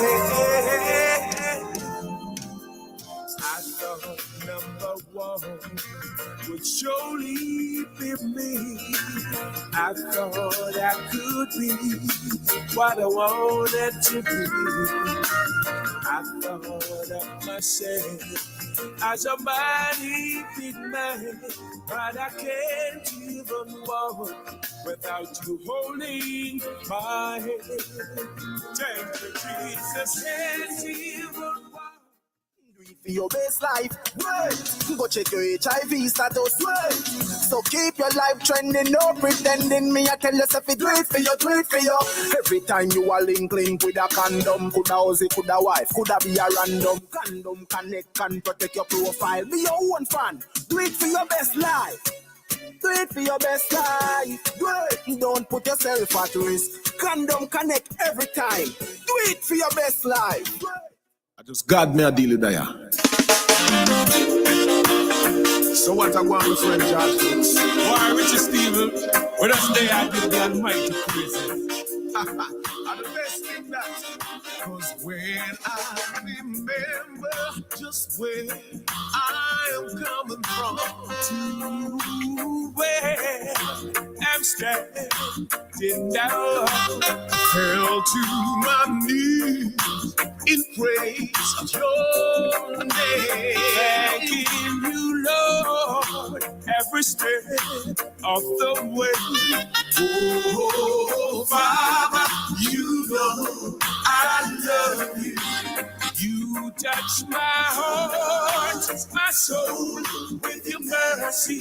I thank you, my Lord, for all you've done for me.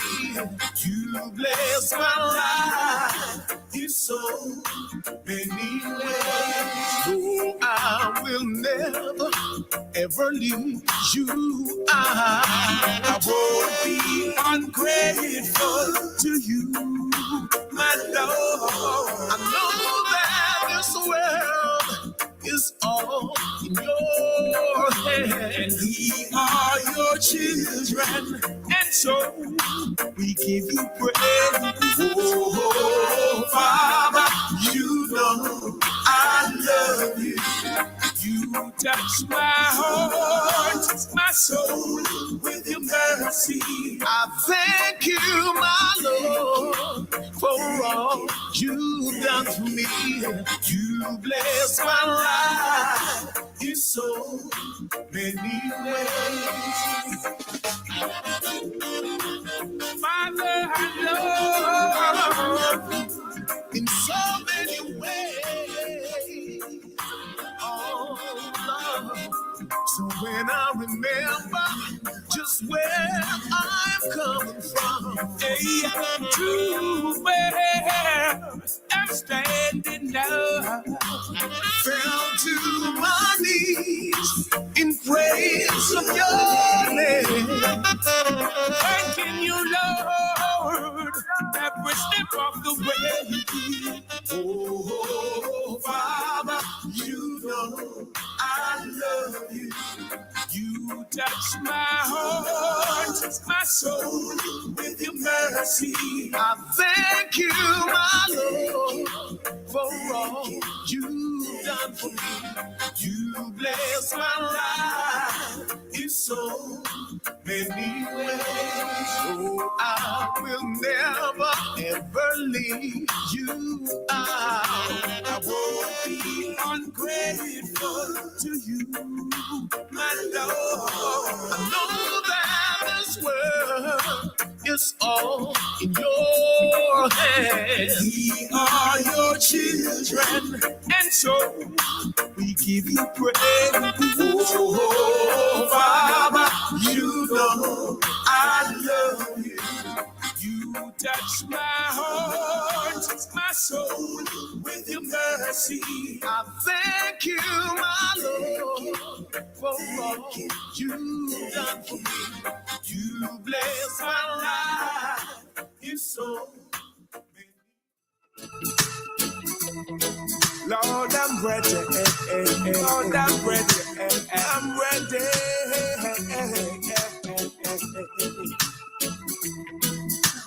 Lord, I'm ready for you calling. I know you will let me when I'm falling. With all the obstacles that's in my way, you move them all away. Lord, I'm ready for you calling. I know you will let me when I'm falling. When all the obstacles that's in my way, you move them all away.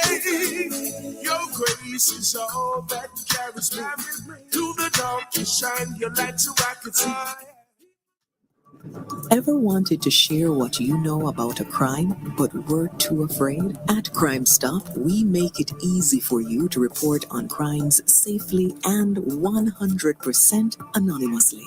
All it takes is 4 simple steps. First, contact the tip line at 311 or visit www.crimestop.org or www.311tips.com. Then share what you know anonymously with one of our trained counselors. Any information related to criminal activity is accepted. We don't want to know your identity. We don't record calls or use star 69. And there is no way of tracing tips over the phone or online.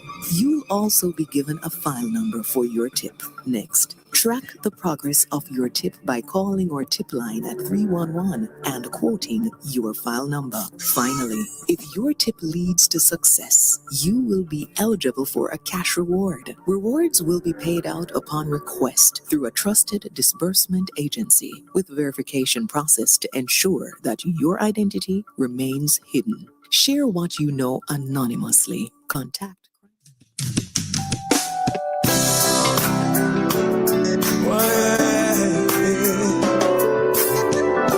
I've had many tears and sorrows, questions for tomorrow.